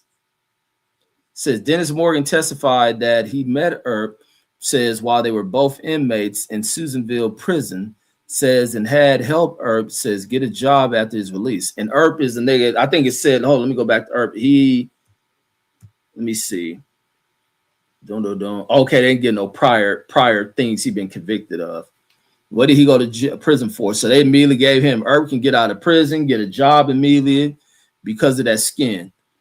And whoever's the sorry ass people that run that company. Says he also admitted that he was a heroin addict, says with 19 different aliases, but refuted Earp's assertion that he was present at McNair's house on August 25th. Denied knowing where Earp was living at the time, says and claimed that he did not rape or molest Amanda. He also accused Earp of asking him to testify that there was a man named Joel at the house, says with them, says and alleged that Paul Ford, a defense investigator, says told him that Earp needed someone who could place somebody else at the house. So even the attorney tried to pull some bullshit. At the penalty phase, Adriana Dale, says Earp's attorney, has presented the following evidence in mitigation. Earp's mother and aunt testified generally about Earp's family background and legal troubles as a juvenile. McNair testified as to her and her son's visit to Earp in jail, says a cook from the California Youth Authority testified about Earp during his juvenile confinement.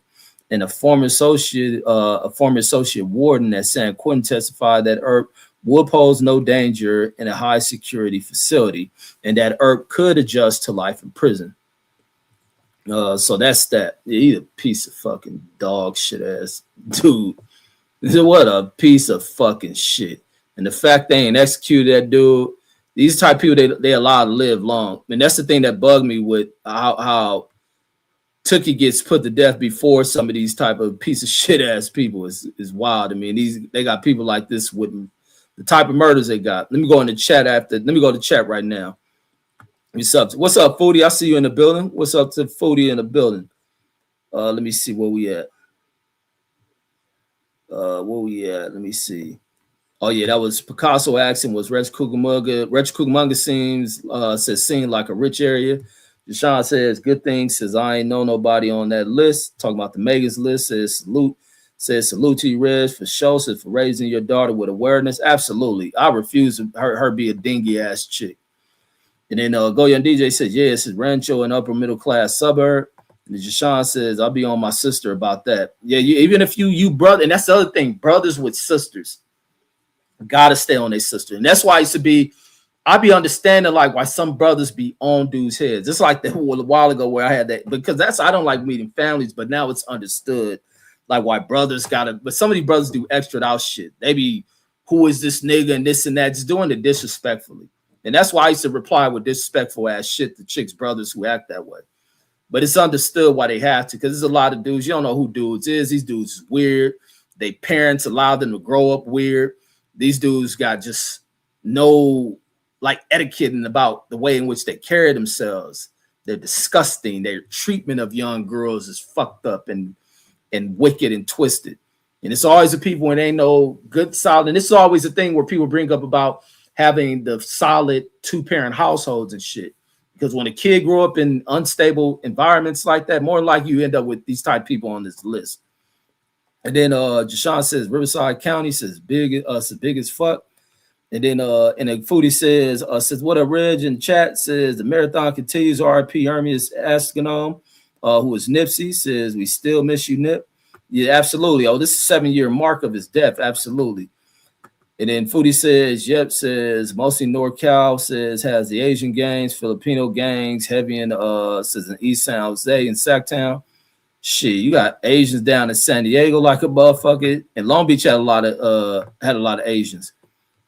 And then Foodie says Ernest Dyke says a crazy name. She ended up throwing up, mad at this fool whose story he just finished reading.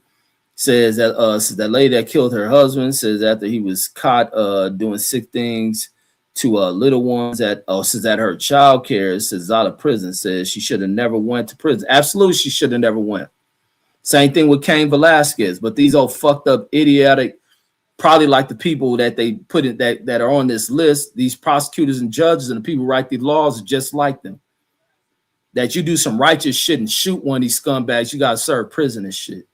Remember that one light-skinned chick that was young, she grew up in a fucked up environment. She was prostituting or something. She was being preyed on by some older, I think she killed a white guy. And they were trying to, string her out. And she ended up getting her freedom and shit. I forget her name. She used to have a social media. I wish I could find her. But you know how when you talked about this shit, they end up popping these people up. I'll probably look on Instagram and they'll show her page on my Instagram or something. But I always wonder what happened to that light-skinned ass chick. I know she was going around when she got her freedom. I think Obama helped her get her freedom. And then she'll going on people's shows and stuff and talking about that shit. And the Footy says fathers do that stuff to their kids too, Reg. Yeah, that's true. You just can't trust motherfuckers, man. And that's the bad part of shit.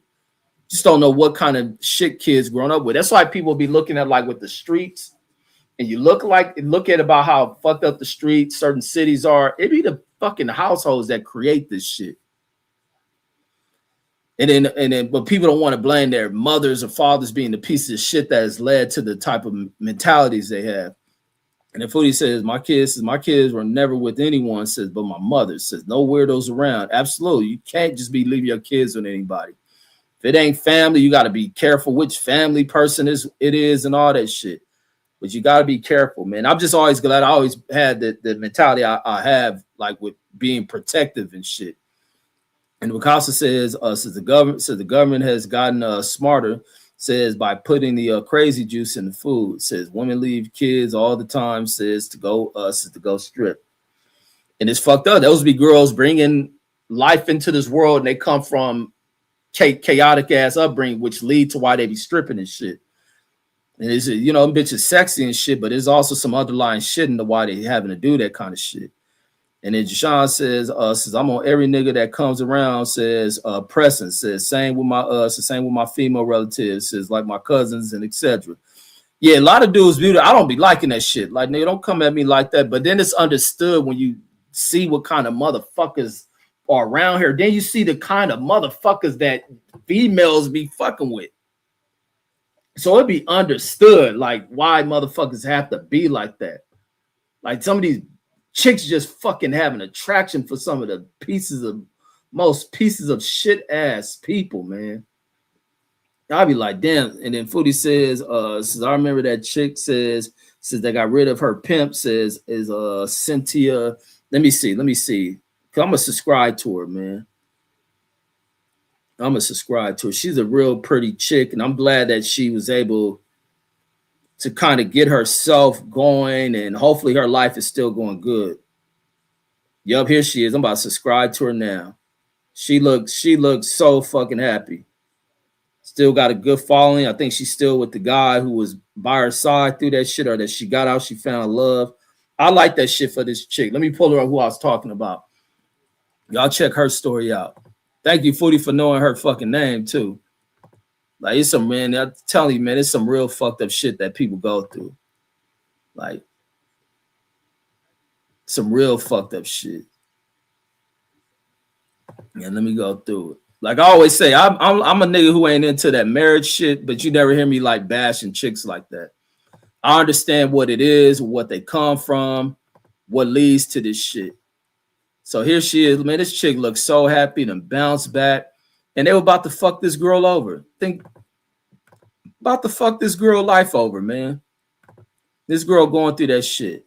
Happy Monday, everyone. Look at her. Just wanted to get on here and say that I'm praying that you have a blessed and productive week. I know some people woke up this morning and it kind of felt like you had to drag yourself into the office. But good. I just want Positive to spirit, remind you all that that shit. God places you on assignment.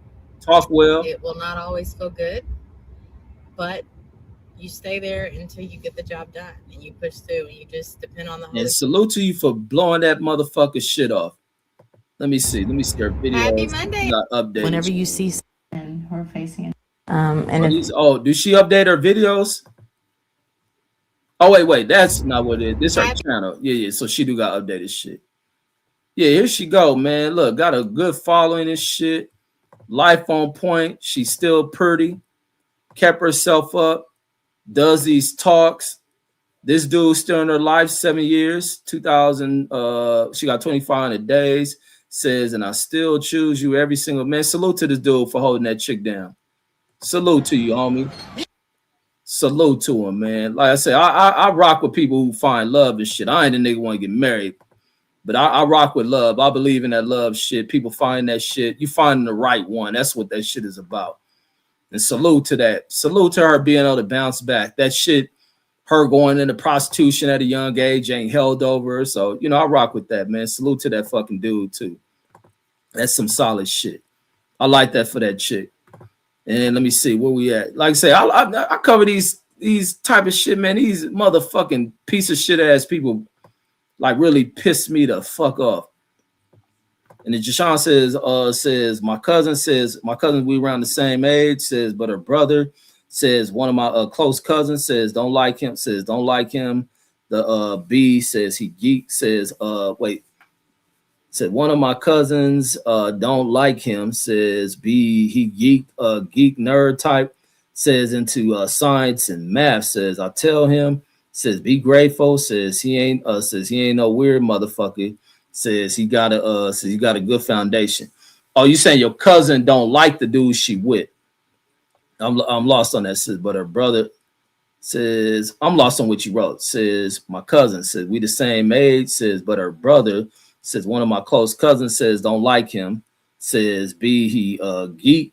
I'm lost on what the hell you was writing. You writing that about your cousin or what? And then she says I was super protective of my kids, says, because I ain't got no time to go to prison for doing someone in. That's what I always wanted to not happen, is to have to do someone in. Like I say, matter of fact, this is one of the chicks who I was talking about when I was talking about the Rancho Cucamonga chicks. The one chick who the homie was fucking with, her dad went to prison over a dude putting his hands on her. And I salute him for that shit. Like, and then Jashawn says, my bad, says I'm talking about my cousin's boyfriend, says I ain't put that in there. Yeah, that's why I was wondering what you was talking about, but saying her dude is a nerd. And then Foodie says a lot of times, says the predators become a predator. I'm lost on what the hell you was writing with that one too, Foodie. The predator becoming a predator. And then she says 100 to Cynthia Brown, says she was only 11, says when he started grooming her, starting grooming her into the blade, says or onto the blade, you right, says grooming her onto the blade. So sad that neither of her parents were shit. Yeah, her parents ain't shit.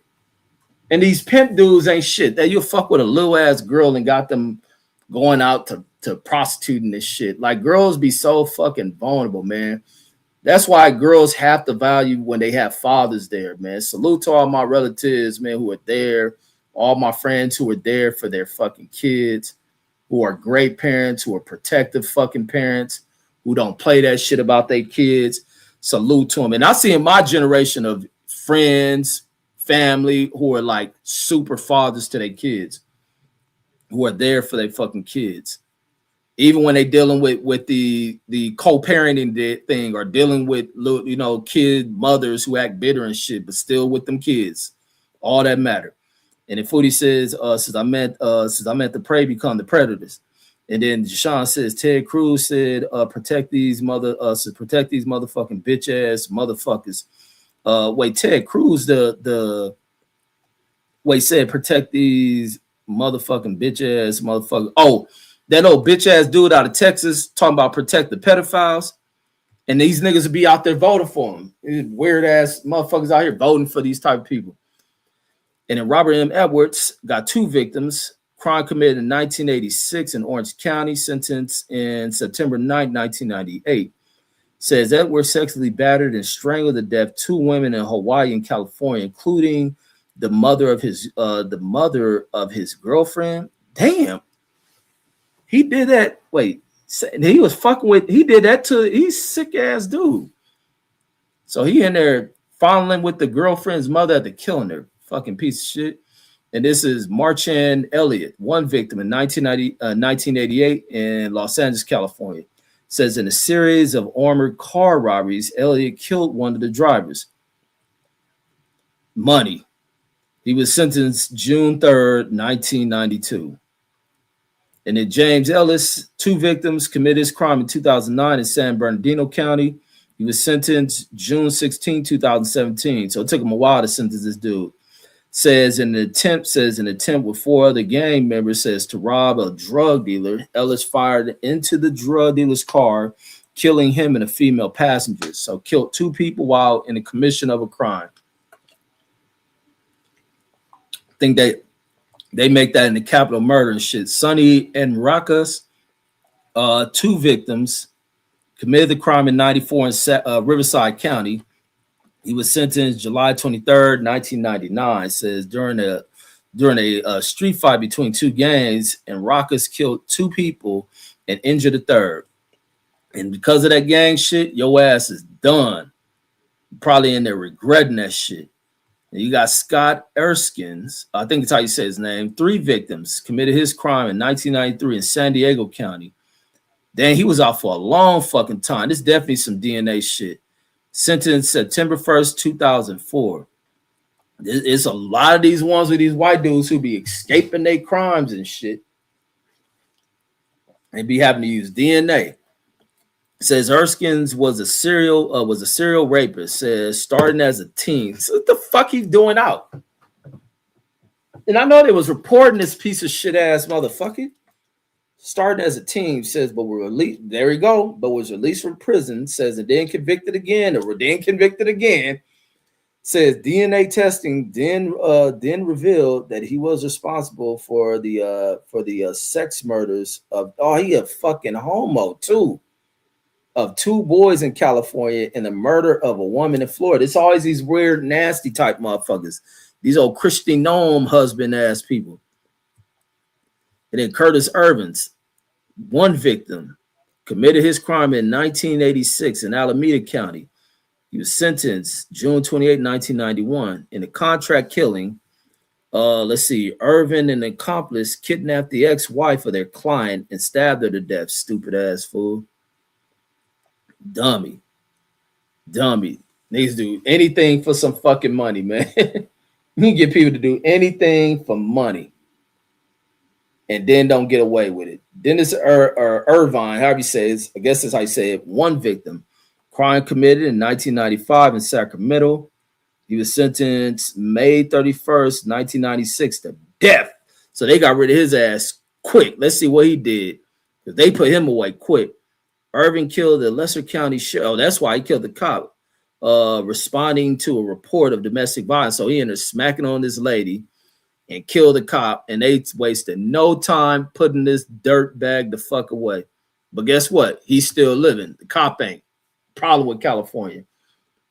And then Angel Esparza says has 3 victims, committed his crime in 2009 in Riverside. Riverside must got they got more people on death row than LA County. And it says which one? This one, Fresno got a bunch of them, and Alameda County, and what other one I've been seeing on here a lot. So this is in 2009, Riverside County. He was sentenced February 20, 2015. While on parole, dummy, Esparza killed the 16-year-old girl, says in a separate incident, 2 farm workers. Goddamn homicidal ass fool. And then he got a tattoo on his damn top of his head and shit. And this is Antonio Espinoza, 2 victims, 1982 in San Joaquin County. Sentenced September 17, 1986. Espinoza raped and murdered 2 13-year-old girls who had been loitering outside of a liquor store, it says, and dumped their body. Come on, man. Come on, parents. And this old piece of shit still fucking living. Still fucking living. But damn, why are these little girls outside of a fucking liquor store? Loitering. That's poverty, though. That's people coming up out of this poverty shit. And the fact that they got, and usually when you're dealing with the poor ass families, it's only one parent taking care of them, not watching these kids wander. They allowed too long of a leash for these kids. And these girls out here loitering in front of a liquor store with grown ass dudes. And get this old weird ass motherfucker who do this shit.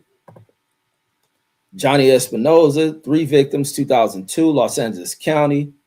Sentenced January 24th, 2006. Espinoza and fellow gang members killed 2 children, says, who were in a car with members from a rival gang, and later killed an 18-year-old boy. Man, fucking see they rivals, don't pay attention. Who in the car just shooting in that motherfucker and killed 2 kids, leading to a death sentence for your dumb ass. Doing it for the hood. I guarantee none of his homeboys write him. Don't nobody write this fool. They put him away quick too. Crime committed in 2000. No, that ain't too quick. I'm tripping on the time. 2002, sentenced January 24th, 2006. Pedro Espinoza, 1 victim in 2008, LA County. So the Espinozas in here killing shit, it looks like. Says November 7, 2012. Says the day after being released from this fool. Day after being released from jail in a gun-related incident, Espinoza and an undocumented immigrant, so they're gonna bring that Donald Trump shit up on him, says killed a high school athlete. Says that's mistaking. This fool who did that shit, and his dad became this big time Trump loving dude.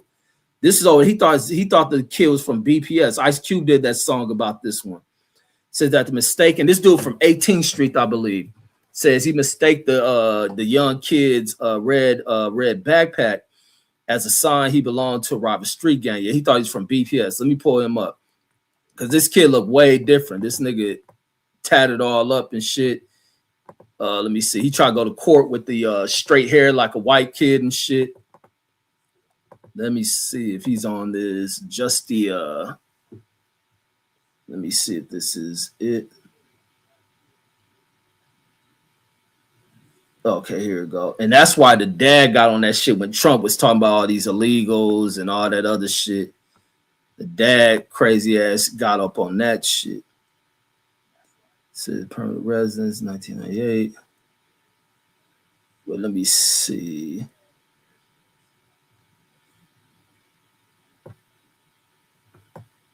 Okay, no, that ain't it. Still looking for. Where is this case at? You see, says he thought he was from 20. Says he got scholarship. Oh, from 20s, not BPS. All right, thank you, Jashawn. So he thought the Mexican dude thought he was from 20s. Let me see. Sentence to death. I think this shit happened like right up the street from their house too. Yeah, that's his name, Jamel Shaw. That's the motherfucking dude. Yeah, he killed Jamel Shaw. Let me see if I find another one because I want to show the father. Jamel Shaw. Let me see. They gotta show pictures of the son too. Hold on. The LA Times with that bullshit. Nobody gonna buy a subscription to your paper, LA Times. Get the fuck out of here. Oh, let me see Jamel Shaw. Yeah, so you right on top of the case, Jashawn. Yeah, so that dude was from the 20s, the areas of the 20s over in the Arlington area. Let me see. Because I don't want to pull no videos up. Let me see. Here we go. Okay, I'll pull this one up. This is it. All right, so let me pull up. So this is the fool right here. And the dad got on the same shit about this dude and, against illegal. I think it was his only son and shit too. The dad was hurt by that shit. And that's understood. You don't want to raise your kids, you live in an environment, you try to raise your kids like, and the other kids involved that shit, man. Just leave my kid alone. Keep my kids out of here. It says street gangs covered the case. Yeah, this case is covered big. And when Ice Cube even did that song on it. Because that was around the time I think a lot of that black and the news was really playing into that shit, the black and Mexican gang deaths and shit. And that's them playing into that divide for these two stupid ass racial groups to go at it. And then whoop, here come white folks come right on in there. But it ain't gonna work well for them. It says gang member gets Dave sentence and LA teen athletes murder. Los Angeles gang member says who killed the promising Los Angeles high school football player because he believed the athlete's red Spider-Man backpack linked him to an opposing gang was sentenced to death Friday. Said Pedro Espinoza had told authorities he was willing to kill for his gang. Says even if it meant going to death row. This is a stupid ass kid. Man, you got right in the chat. Sean, about to keep reading this shit. It says, yeah, this kid is stupid as fuck. A lot of these kids is doing it for their homeboys like a bunch of gay ass dudes. Says this was around the time, says the green light came about. But there always been green lights. The Mexican mafia cats stay doing that green art word that they got a green light on something. There's always a green light about something from them. It then says Pedro Espinoza says that told authorities he was willing to kill for his gang, even if it meant going to death row. So we can give you what you wish for, you dummy. Says the Superior Court Judge Ronald H. Rose has imposed that very sentence. Ordinary Espinoza taken to San Quentin. Says the judge rejected defense argument, says that the 23-year-old didn't get a fair trial. You got all that he asked for, this stupid ass. Says the evidence is clear. He decided to murder the victim in cold blood and bragged about the killing after. The defendant executed the victim as he lay on the ground defenseless. So I guess he stood over the kid and gunned him down. So this is high school photo here at LA High. So Jamal Shaw II, yeah, his dad only son. This is a junior and shit, the second. Says a 17-year-old standout running back says when he was gunned down in 2008, says he was not a gang member. Says his parents and friends appeared in court Friday wearing red. Says they said it wasn't to symbolize a gang. Says before the blood spilled. Says you don't have a right to execute someone. Says and then come in and plead not guilty to be executed. This Jamal Shaw Sr. So that's the dad. I was trying to see if they had a photo of the dad. So Anita Shaw, U.S. Sergeant. Oh, that must be his mother. Oh, wait, the mother was in Iraq.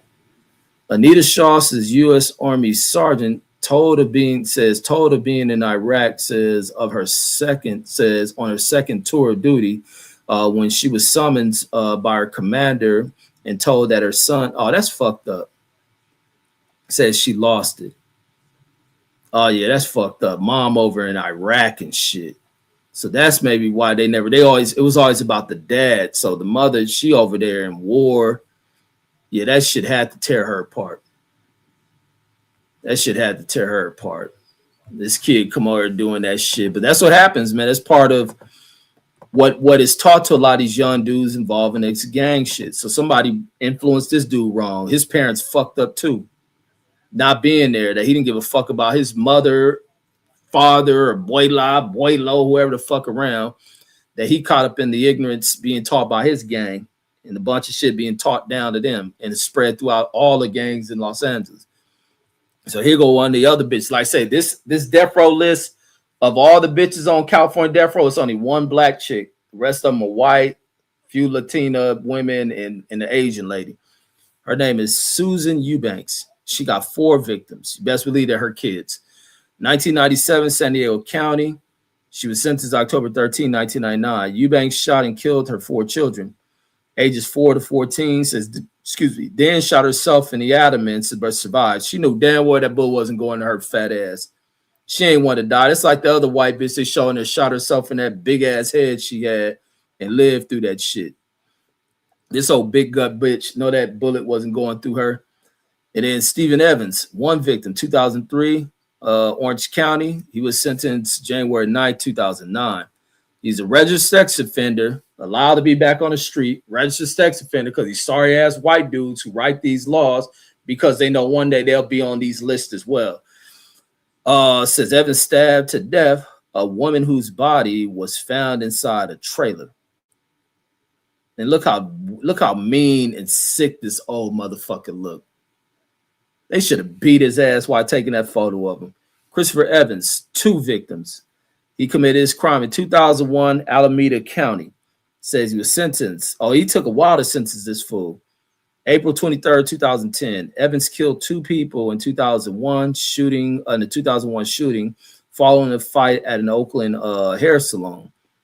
What took so long to arrest this big nose motherfucker?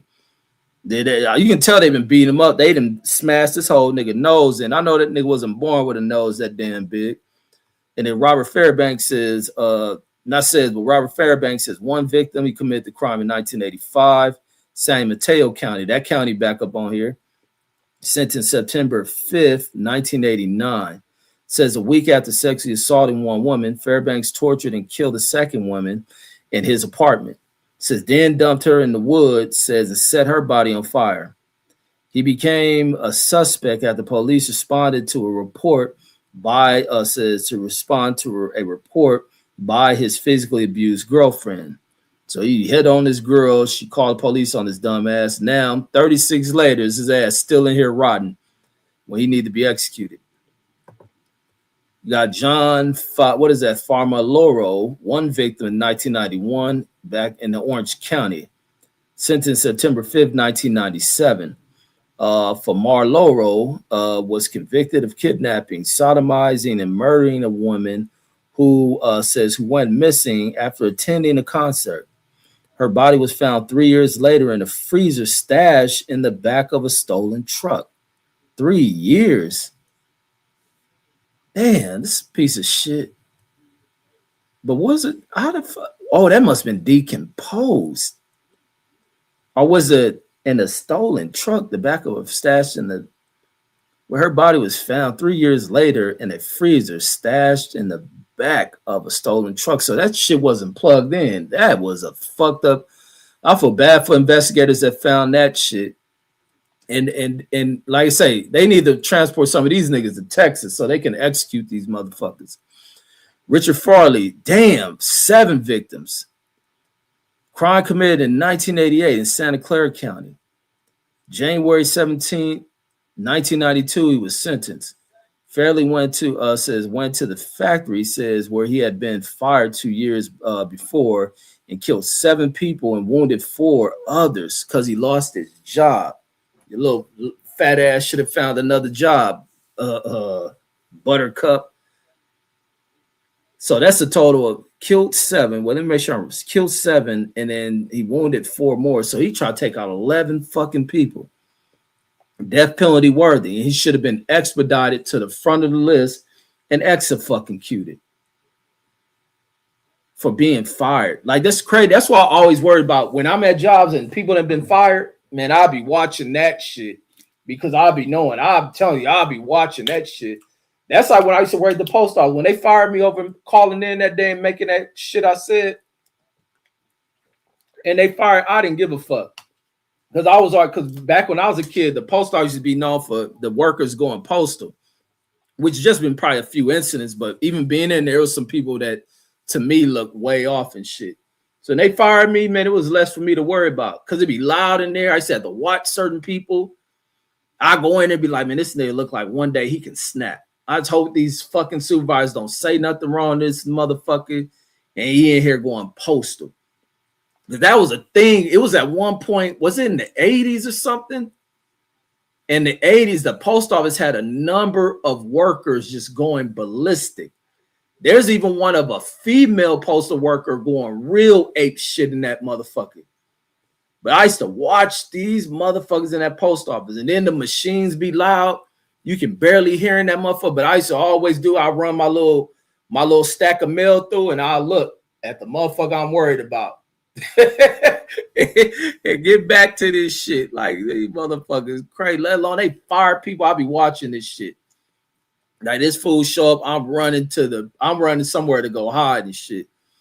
And then Jack Fernand says, I don't know, I keep saying that. Jack Fernand, one victim, committed his crime in 1982 in Los Angeles County.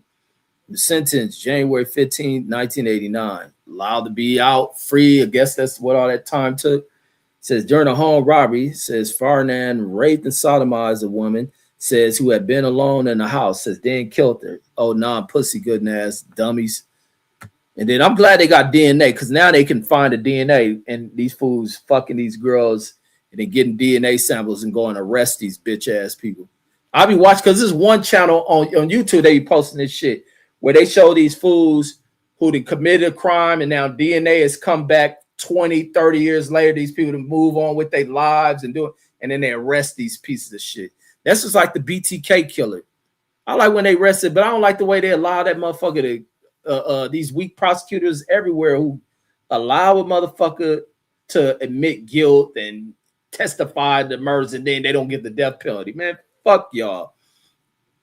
Curtis, what is how you say his name? Fuber, one victim, 1986 in Ventura County. Sentenced May 16, 1988. Says Barber killed the man. Says with a blunt side of with the blunt side of an axe. Says while robbing his house of cocaine and drug money. So he knew this motherfucker. Drug addiction that damn strong. That's the other thing. You gotta watch being a drug dealer, and your drug addict is addicted to shit. You may have to kill that motherfucker. James Fade, one victim in 2008, LA County. He was sentenced November 17, 2011. So this is like recent shit. Any of the 2000 shit is recent.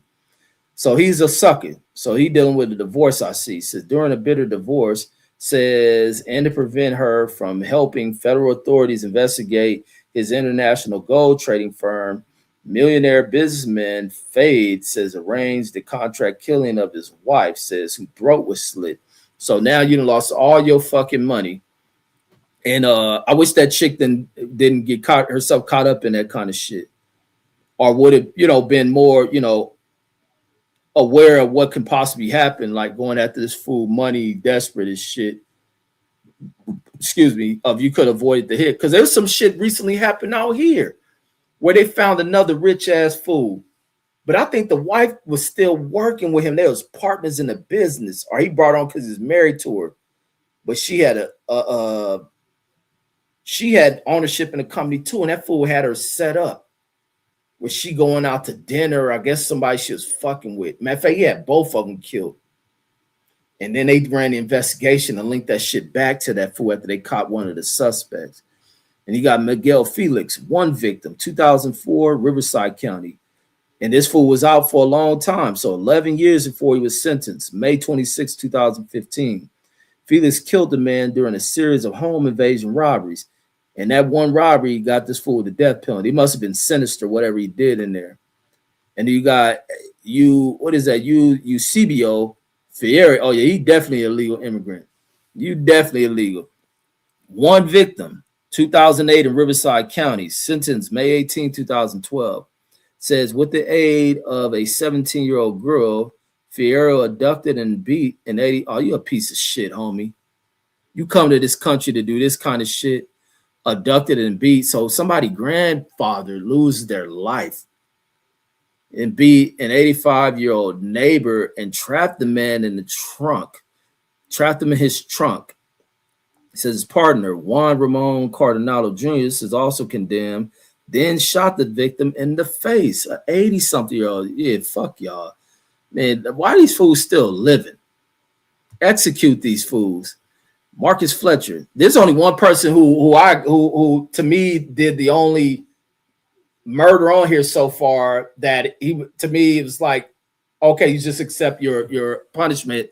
And that's the fool who killed his kid's mother where his kid drowned. He retaliated for that. So Fletcher, an accomplice, killed a liquor store clerk, says during the robbery. Stupid ass motherfucker. This happened 2005 in Riverside County. He was sentenced November 18, 2011. Fucked your life off from needing money and shit. Like, I don't get why none of these fools do this type of robbery, but that's just when life is so fucked up and you're struggling. That's why it's important, man, to have balance,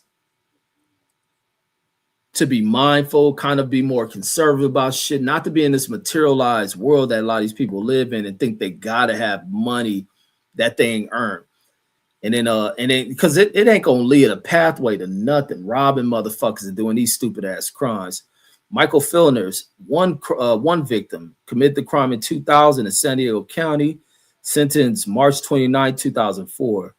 Filner took out a $500,000 life insurance policy on his pregnant 18-year-old fiance, then hired heroin Ontiveros, says the killer. You a piece of shit ass punk, fucking idiot. And what was this fool? So he had to be like 29. She was what, 18? So he's a predator. So this in 2000, this 26 on that. Yeah, he 20 something. He 20 something. So it's 26 years from that. Make him 23 when this crime happened. She's 18, probably younger than that when he was fucking with her. You're a predator, fucking piece of shit. I feel bad for this young girl. Feel bad for her. So, oh wait, I didn't read the day he was sentenced. Sorry. So he committed the crime in San Diego in 2000, sentenced March 29, 2004. And he's still, damn, California leave niggas on death row way too fucking long. Because there's people who got, questionable whether or not they could be innocent or not. But these other fools guilty as all day. You got Jose Flores. I'm going to do a few more and I'm off of here. Says he got 4 victims. Crime committed in 2000, Los Angeles County. Sentenced April 20th, 2005. Says Flores and fellow gang member Oswaldo Mecca or as Mecca. How you say that fucking name? Got across the border names. Says were condemned for killing 4 people, including 2 teen boys mistaken for gang members shortly after being released from prison. So he served prison. He want to be one of these blood in, blood out ass people. Serve prison, get out, still got to be down for the set. Got to show my rep. Now you want to go back to prison, be around them fools. Alfredo Flores, 3 victims, 2001. Wait, where's this county? The other fool? I don't think I read the county. I was in LA County back in 2000. Sentenced April 20th, 2005 for 4 victims. So the Flores is trying to outdo each other. This Flores got 4 victims. This Flores got 3 victims. Committed his crime in 2001, San Bernardino County. The sentence May 19, 2003. Flores, an El Monte gang leader, says murdered 3 San Bernardino County teenagers when they refused to join his gang. And now you got to join the prison gang. Stupid. Fucking just dumb. And they go, damn, the Flores is, man, stay away from niggas with the last name Flores. These motherfuckers is dangerous. So this is Ralph Flores. He got 4 victims. Committed his crime in 2004 in Los Angeles County. Says in Azusa, I've been in that area over there, Azusa 13 gang enforcer. Flores killed 4 people over a span of 5 years. You stay away from these fools. And that's ordered by where that Azusa College is out there and shit. And they got Wayne A. Ford. He got 4 victims. 1997, San Bernardino County. He was sentenced. They took 10 years to get this fool. Sentenced March 16, 2007. A lot of cold cases, these white cats. Says Ford, a former long-haul truck driver, says murdered 3 prostitutes and a hitchhiker, strangling them during sex, says, and cutting off body parts. He turned himself in years later, says, with the breast of a woman in the bag in his coat pocket. Oh, yeah, he's sick. And look at his picture. He don't give a fuck. He don't give a fuck. He's probably mad that they ain't catch him. I want to be known for these crimes. He in there laughing about this shit. This fool laughing about that shit. And then just stayed out here. Probably got, man. And then Melvin Forte, 2 victims, 1981 crime in Santa Clara County. Santa Clara done been on here multiple times too. Then this fool took a long time to catch this motherfucker.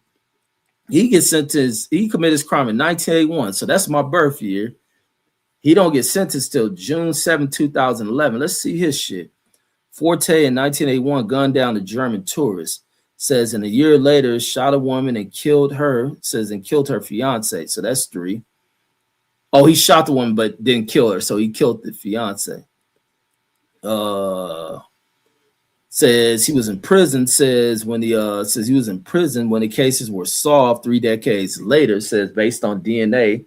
Says found on the ring of the deceased tourist. Damn, that's a cold scientific work right there. Got your stupid ass. Richard Foster, 1 victim, 1991, San Bernardino County. Sentenced December 31st, 1996. So they got your ass on New Year. You got to watch the damn ball drop. And the judge's gavel. Says Foster had a pattern of finding women alone, says, and then robbing them. Says, and then returning to rob them. See, once again, these chicks leaving windows open for a bitch ass dude, for him to be peeping, watching these motherfucking chicks, because they ain't mindful. They got to let share out. And that'd be like, you always see little fine older women who be doing that shit, live alone. And some bitches be doing that shit for attention. Want to walk around in nightgown, had their titties pop out, knowing people watching them. These bitches who get off on that kind of shit. But these motherfuckers leave their windows open windows, the air shit out, sliding doors open, forgetting to lock them. Bitch been drinking wine, get drunk, tipsy, fall asleep, sliding door open, window open. Motherfuckers come through this shit. And that's what these type of motherfuckers are. I'm telling you, you watch these crime shows all day, you hear this shit. These motherfuckers, that's why I have to, if a bitch mind ain't right, she ain't been grown right, she ain't had no presence of a man around her to teach her that shit, that some bitches go off and live on their own and do some of the most goofiest fucking shit in the history of human nature. So this bitch ass dude right here says he had a pattern of finding women alone, says, and then returning to rob them. Says he fatally stabbed a woman working in the minister's office of a church. This fool that went in the church, he don't give two fucks about God. This nigga crazy. And this fool look like the fool from my army unit. This is why I need to go look up. Because I swear to God, I think this dude is 35. I think that's what the age of he is now. But he looked just like this dude. I tell the story. He stole his roommate car and crashed it. Ricky Fowler says he got 5 victims, 2003. No, I am gonna look at this shit. Wait, because this is age in 2019. So that make no, he still be younger than me. He should be close to my age. 6 years from now, nope. 41 today. So no, I don't think that's right. So 5 victims, 2003 in San Bernardino County. Says he was sentenced January 25th, 2013. Says Fowler set the old fire. Says, why is this written like that? Says Fowler set the old fire that burned 93,000 acres in San Bernardino Mountains. Says destroying 1,000 structures. Says and causing the heart attack deaths of 5 men. So he gets charged with that shit like a dumbass. And this was the craziest motherfucker. I'll stop right here. We'll stop at the Grim Sleeper. And we'll go on. But the Grim Sleeper got way more murders than 10. Thinking the documentary that's showing, they think he's responsible for like 60-something women and shit. So this is Lonnie Franklin, who they use that familial DNA to catch his ass. They end up getting a hit. So let me read his shit. Lonnie Franklin. He's charged with 10 victims, and there was way more than 10. This is what they took it to trial for, with the lazy work of the sorry ass LAPD who didn't solve these crimes, didn't care because these women were black prostitutes, didn't give a fuck. This dude committed the crimes. I guess the first crimes were committed because he killed all the way up until the 2000. That's why they called him the Grim Sleeper and shit. So he committed the first crime, I believe, in 85 in Los Angeles County, right there in the 8 trays. It says he was sentenced August 10th, 2016. Franklin Dell, the Grim Sleeper, says because of his apparent break in his killing, says killed 9 women and a teenage girl from 85 to 2007. Detectives believe he may have killed at least 25 women. Says he targeted women, says who were drug addicts or prostitutes, says and often dumped their naked bodies along roads, says are in trash. The documentary they did on him, the Grim Sleeper, check that shit out. They even interview his friends and all this other shit. People couldn't believe when they found out it was him. And then the friends they were talking to was like, now when they start looking back on it, he'll show the dudes pictures of like naked bitches. They'll be in there where he bring a crackhead by the house and they'll give the crackhead a rock and they'll run a train on the bitch or something. He thought nothing of it. Then they just start adding up to his friends, like, because they were defending him, like, nah. But more and more of that evidence, like it was him. And then even the son beat up one of the dudes on that shit. Then they interviewed the son. So even the son does an interview where the son said he felt fucked up, but he realizing like, because the son was like, some of the family was blaming him. But it wasn't the son's fault. It's the fucking father's fault. The family was blaming because they're a bunch of poor ass bums. And this dude was taking care of the family. But the crazy part with him and why he probably stayed off the radar, they say that at one point this nigga worked as a mechanic for the goddamn police department, when he was in the military, I think he had got in trouble in the military overseas somewhere of attacking a woman and viciously attacking her. I think he went to jail for that shit. Gets out. I don't think this shit followed him in the civilian world. Worked for the police department as a mechanic. No, he worked for Department of Sanitation, then worked for the LAPD as one of their mechanics and shit.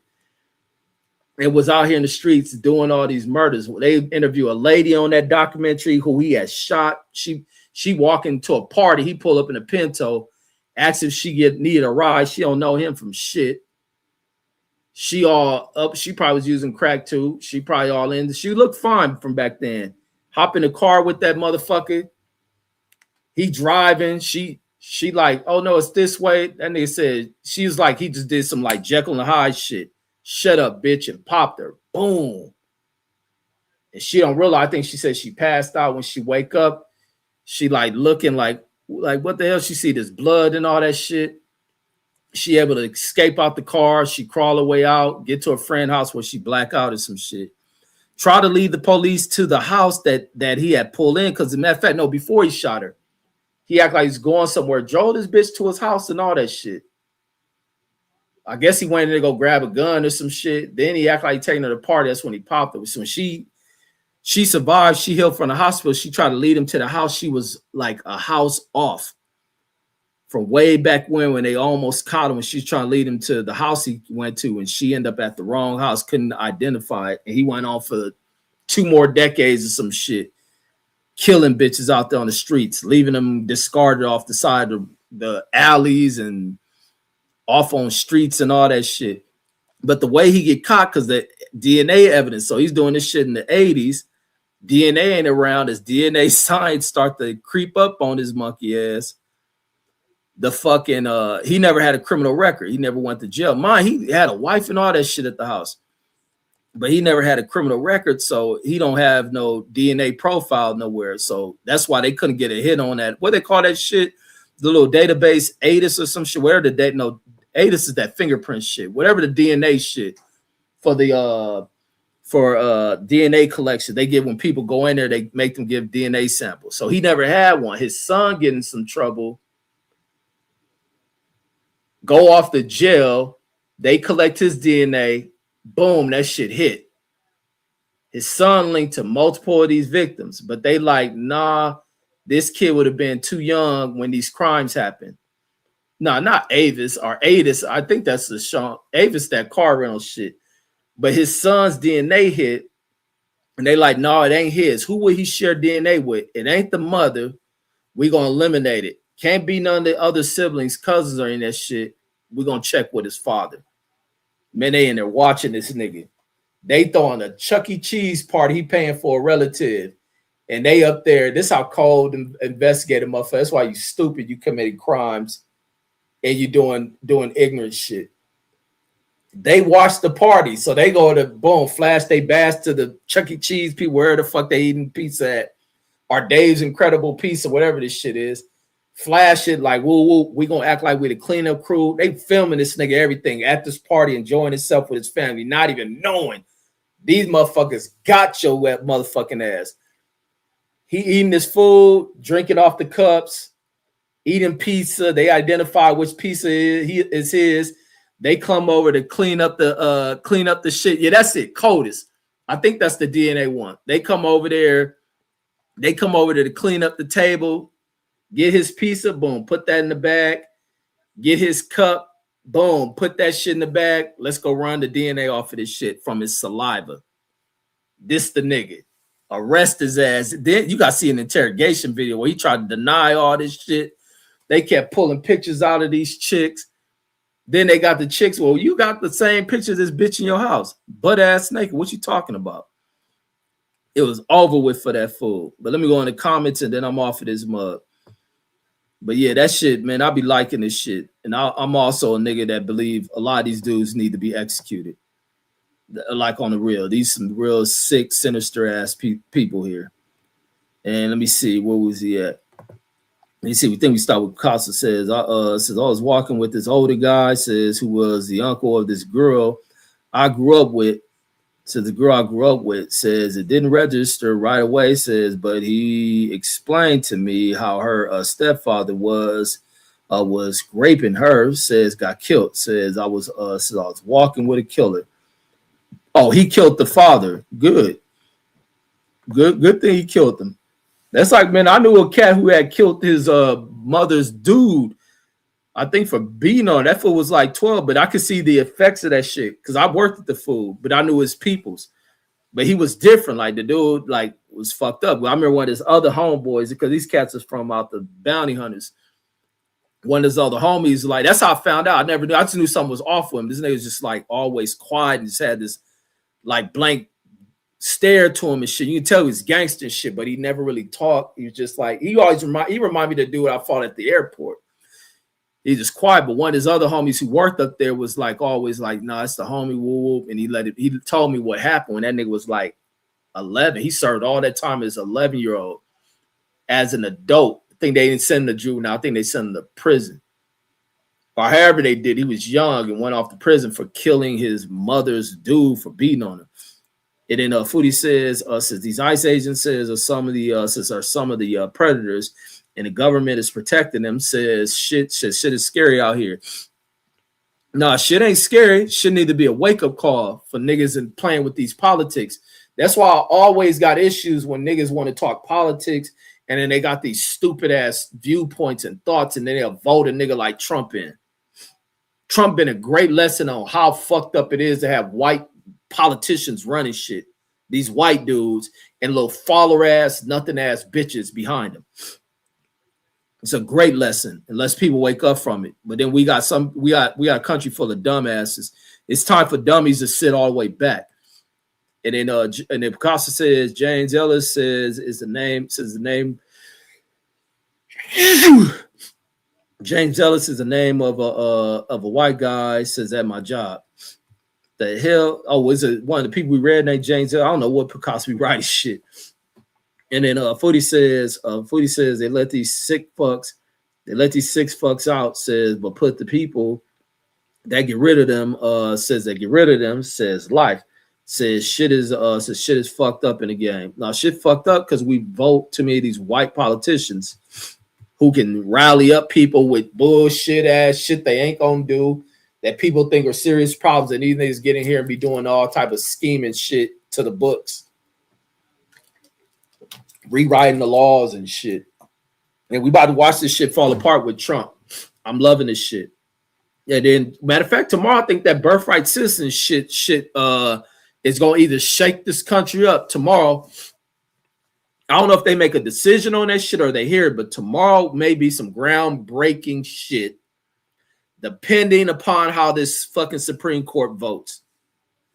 It ain't gonna fuck with black folks. It may fuck with black folks from Africa, like new arriving ass ones, but they about to open a can of worms. They change this shit and let that boy Trump have his way. Them Latinos and all that shit that voted for him because of their ignorance and their little Catholicism, racism, learned out that Catholic church and all that shit that they thought he was gonna be able to do to black folks. And hold black folks down and punish them. No, he went after y'all monkey asses. He about to send y'all out of here because y'all have been and this is the thing that whites have with Spanish speaking people, is y'all have overpopulated this damn nation, and to be able to draw up stronger numbers than them. Y'all both come as mass immigrant groups. It's the only reason why they got higher numbers than black folks. Black folks' population and numbers are organic numbers through reproduction in this country. Whites and Latinos and all that shit are through mass immigration here. The Africans and all that who are complaining like that, they don't add into our numbers and shit. And then Hyphy says Free Cynthia says Free Cynthia is one of the greatest memoirs ever written. Says she was drugged and raped, says 2 times before she was introduced to prostitution. Says she was a foster child. Yeah, I'm glad to see that her Instagram page and see how her life is. I love that shit. I'm happy for that shit with that girl. And then Foodie says, the Hyphy says, yep, says the foster system says is a breeding ground, says for these demons. It's just the system and the people in it, the people who are being appointed and employed in the system, that also are the issues. Deshaun says RP to Jamal Shaw, who was a young kid killed by that young gang banging kid who thought he was a blood. Says he thought he was a 20s blood. And the footy says you heard about that dude Jarvis Butts, says that was convicted of unaliving a 13-year-old. Says unaliving a 13-year-old Naziah. Wasn't that his niece? He just got killed, right? Is that the punk who just got killed in prison? Says unalive Sajari Butt says that was convicted of unaliving 13-year-old Naviah Harris. Says after impregnating her, says dead. Says they want to say it was self-deletion, says, but I know it was murder. It could be self-deletion, could have been. I wish it wasn't, but wasn't that his cousin or some shit? Or yeah, I think it was his young cousin. He did that shit too. Foodie says that is awful, says for that mother. It's a dude who do videos on homeless people down in Atlanta. And the stories that come from a lot of those chicks that are out there homeless in Atlanta, I think it's called Atlanta Street Walk Interviews or something. It's a black dude. And the stories that come from a lot of them girls that is homeless out there and what they've been through is fucked up. And a lot of it comes from their damn families, from uncles or fathers, someone with their brothers. It's some way out shit in them families and shit. And then Footy says it's awful, says for that mother. And then Footy says, laugh my fucking ass off, says that says old big gut bitch. Oh yeah, the bitch tried to fake like she gonna kill herself, shooting her fat ass up in the stomach. And then Picasso, I know I ain't the skinniest motherfucker, but I'm a fit fat nigga. And then Picasso says I was competing in Irvine, says next to the Home Depot Stadium, says in Bryn College in 2012, says at Chile, says we almost had to fight with Mexican Crips. Says these motherfuckers call their gang members, families up, says family members up there on me, and says in my fight team. And then see some of the gang members go overboard with that shit. They just want to belong to some shit. Like I said, it comes from people from out these broken homes and shit. And then Foodie says remember that movie, says Falling Down, says with Michael Douglas, says Going Postal in LA, says that is a great movie. Yeah, my little brother used to love that fucking movie. That's the movie I think they were making issues. I know they were making issues because a lot of people he was targeting was white. I think white people were making an issue out of it. Then some people were saying they had an issue with a white guy playing like a black savior and shit and all that shit. But a lot of white people had issues. I think it was issues from out of white groups or activism groups or complaint groups that had issues with the victims in that movie. Like he attacked people, go off on they were white and shit. And then and Picasso says early 90s, says I worked at the post office, says but they weren't the only ones going postal. Says the trucking company says were very stressful. And it was fights on the dock, says shootings too. Yeah, and I worked for the post office in the 2000s, but that's why I tell that story. They fired me when I called off. And I told that lady, man, shit, man, I said, what you calling that? Because they want you didn't have days off there. I said, man, tell them I'm drinking. Shit, I'm drunk. I can't drive in that motherfucker. I came in, the motherfuckers let me work my food. But I remember when I walked in, the one girl used to be cool. All the females used to like me in that motherfucker. I walked in, one of the girls, as soon as I'm walking in, about to clock in, she was like, Reggie, tell me that wasn't you that called in talking about you drunk. I said, damn, how you know that shit? And she was like, that was Sue Chin. Sue Chin was one of the managers for that fucking night graveyard shift. She was like, that was Sue Chin that answered the phone. And she was talking all about it all throughout the damn plane yesterday. I said, yeah, that was me. I said, what they say? And I was like, shit, let me go clock in. Then I don't see none of the managers, none of the supervisors. I worked the whole fucking 10-hour shift. Soon as it's like 9 hours, 58 minutes, I step from my machine. I see a line of the damn supervisors and shit. I even see that bitch Sue Chin. They sent one of the supervisors I was cool as fuck with, who didn't fire me. That nigga gave me a resignation paper. That nigga walked over like, man, why you do that shit? I was just laughing at that shit. Like I said, I ain't gonna fuck. I'm glad I'm leaving the post office. Somebody go crazy in there. And they end up shutting that plant down anyway. That shit was in Marino Del Rey. They sold the plant for Marino Del Rey bitches to bring a tech industry in there to build these old overpriced ass apartments and shit that these stupid ass techies are paid. Them apartments probably $4,000 for a 1-bedroom. Deshaun says I seen they saying that woman still wait, what you talking about? I seen that woman, they said that woman still. Okay, you gonna continue on with it. So that's a half a statement or incomplete statement. And then Picasso says the Green River killer says was a trucker says who was killing lots of lot lizards. Wait, no, the Green River one wasn't a trucker, was he? No, the Green River one is that white dude who had a pickup truck. He was just picking people up. I think that's Gary Ridgway. Let me see. Green River killer. No, that's that. No, I think that's that. Yeah, that's Gary Ridgway. No, he wasn't a truck driver. He's just a weird ass white dude. And where's that? Washington or something? Where is that for? That nigga killed a lot of bitches. He killed. They say they charge him with like 40. They say they think he may killed up to 80 chicks. But where is he? I think he was in Washington area somewhere. Where is this fool? Like wherever Green River is, northwestern United States, it says. But no, he wasn't no trucker. That nigga lived up there some shit. There is a trucker who a woman got away from. He was pulling chicks over, chaining them up in his truck. I think one of the bitches got loose. And then and then Jashawn says, he says I seen they saying that a woman still be coming up missing on the blaze since 2009. Says they saying it's another person out there too. Oh, it's gonna always be some of these serial killing motherfuckers because the police ain't out there watching these chicks, and they pimps ain't doing no good job watching them neither when they go off and get in the car. It's always risky. What was that? That was somewhere in Texas where they had that one chick. Man, they still don't know where the fuck she at.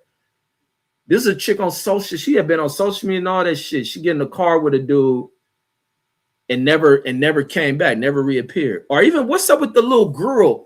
Somebody did a video recently that attributed to that black girl they found off the 110 freeway. And it was talking about her, how her life spiraled out of control. Her life spiraled after her. They said her mother was hit by a car, lack of awareness, walking the street, getting hit by a car, and being fucked up. She didn't have she moved with her grandparents that her life was still cool after that. The grandparents got old or died, and she had to move with her father. And then you start seeing this girl, it's her post. This is a 12-year-old, 13-year-old girl posting sexual shit. And grown men get her. Even when you look at this girl looked like a little girl. And then whoever picked her up dumps her body off the side of the fucking freeway. And they still ain't solved that shit. And they talking about the system that the DNA database, the CODIS. And then what do you say? There was that peer. Wait, what is that? Oh, let me clear this screen. Let me see. What is that? What is that? Peer says does the paperwork say all your rap sheets? Wait, I'm lost on what you're asking about. What paperwork? And then Picasso saying yes, and he says your past crimes. Paperwork. I'm lost on even what the comment you're asking. And then Picasso says a lot of quiet people are dealing with demons and don't want to awaken them. Yeah, there's a thing about quiet people. There's no doubt about that shit. There's no doubt about quiet people. Sometimes they're very dangerous to the motherfucker. And then Matthew says I think most Trump voting Latinos are Protestants, not Catholic. See, that's a different religion. I don't know. I know a lot of Latinos are Catholics. A lot of Latinos are fucking Catholics. And regardless of whatever church they're in, they teach the netto racist ass shit. Says my family is Catholic, says and hates Trump. Says Myra Flores, Latina Mega says sellout is a Protestant. No, that's that one chick, but it's a lot of Catholic Latinos. And then a lot of them are taught that racist shit. All that religion shit is racist shit. And a lot of these people are taught to be racist. Bougie Barbie in the building. Salute to Bougie Barbie saying hey to myself in the chat. Matthew says, I think Trump got 48% of the Latino vote, says, which is high, says, but it ain't all of us. No, they ain't saying it's going to be all of y'all, but it's a high percentage of them motherfuckers. Bougie Barbie says, I think the happy face killer, says Keith Jefferson, says use his truck, says to get at least 8 women, Says, but they think he got a lot more. That might be who the what you call him, the happy face killer might be the truck driver. Gary Ridgway was a nigga in a pickup truck picking up foolish chicks. And then he had the one where he picked up this dude, and it just shows how fucked up some of the people that people choose as their fucking girlfriends and shit.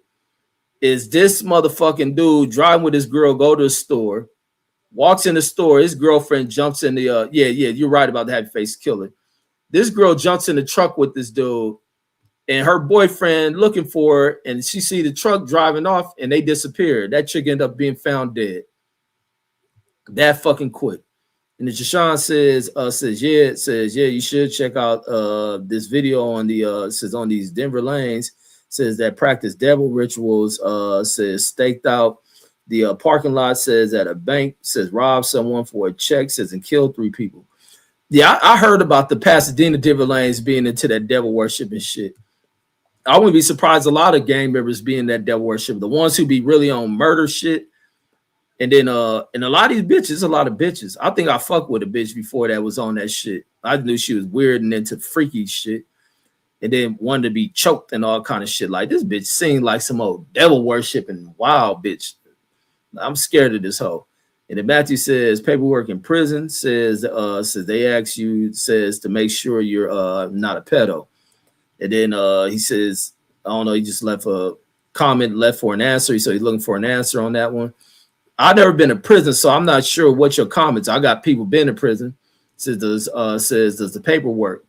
Says I don't know. You gotta learn to write over here, bro. I'm not sure what a comment that write does the paperwork. Says say all your rap sheets. You gotta write proper statements in here. It says your past crimes. So I'm lost on that one. It's like an incompleted question even asked. Your question leaves a lot to be lost on, or not even clear on how to answer that. And then let me see. Oh, that says pure art. So that's what it is. I couldn't read that shit. So your channel name is Pure Art. But no, I'm lost on that. You may want to get the comment in because I'm about to end the live and shit. If you want to clear that up. Matthew says it's like your record. Says prisoners ask you when you go in. And he says your past crime says when you get booked in jail. That I don't know. I don't know when people carry their paperwork and all that shit. You gotta ask people who've been to jail. I don't never ask people, and I know a lot of motherfuckers that have been to jail. I don't ask them what they carry or when niggas ask them that shit. I don't be asking all that shit. I barely ask niggas what they went to prison for. I just know it's niggas serving there. Like say, my brother calls randomly when I'm on here from prison. Other friends who are in prison. One friend talked to a while ago. I ain't talked to in a while, serving life. I don't ask them, do they serve when they throw their paperwork or any of that shit. Plus, sometimes they got friends that will vouch for them. Travis Williams says Mega Live podcast. And then Matthew says yes. And then Pure Art says, does it say your past crimes? They probably go through your court transcripts or whatever you went in there for. But yeah, that's all I got, folks. I'll catch you on the next one. I don't know if we're doing West Coast Wednesday tomorrow. I kind of want to continue on this list, but I'll probably take a break so we can do the West Coast Wednesday. I don't want to break that up. And Matthew the Pure Art says, yes, it's got all your past shit on it. It says on there. I don't know why these niggas be wanting to check crimes because a nigga can be a pedophile, all this other shit. As long as you don't snitch, you good with these motherfuckers. Because says the trucker shot his trainee, says and still was driving around like nothing happened. Says he stopped at the same truck stop around the same time. Says the trainee played corpse and says played corpse and called 8. What the hell is that? Says and called 8. Says the police shot him down. The Pure Art says just that. And let's see, Travis says it's not cool to give information, says about your case. And then Pure Art says, oh, I see, says passed all that shit. But folks, that's all I got. I'm out of here. Peace. Catch y'all on the next one.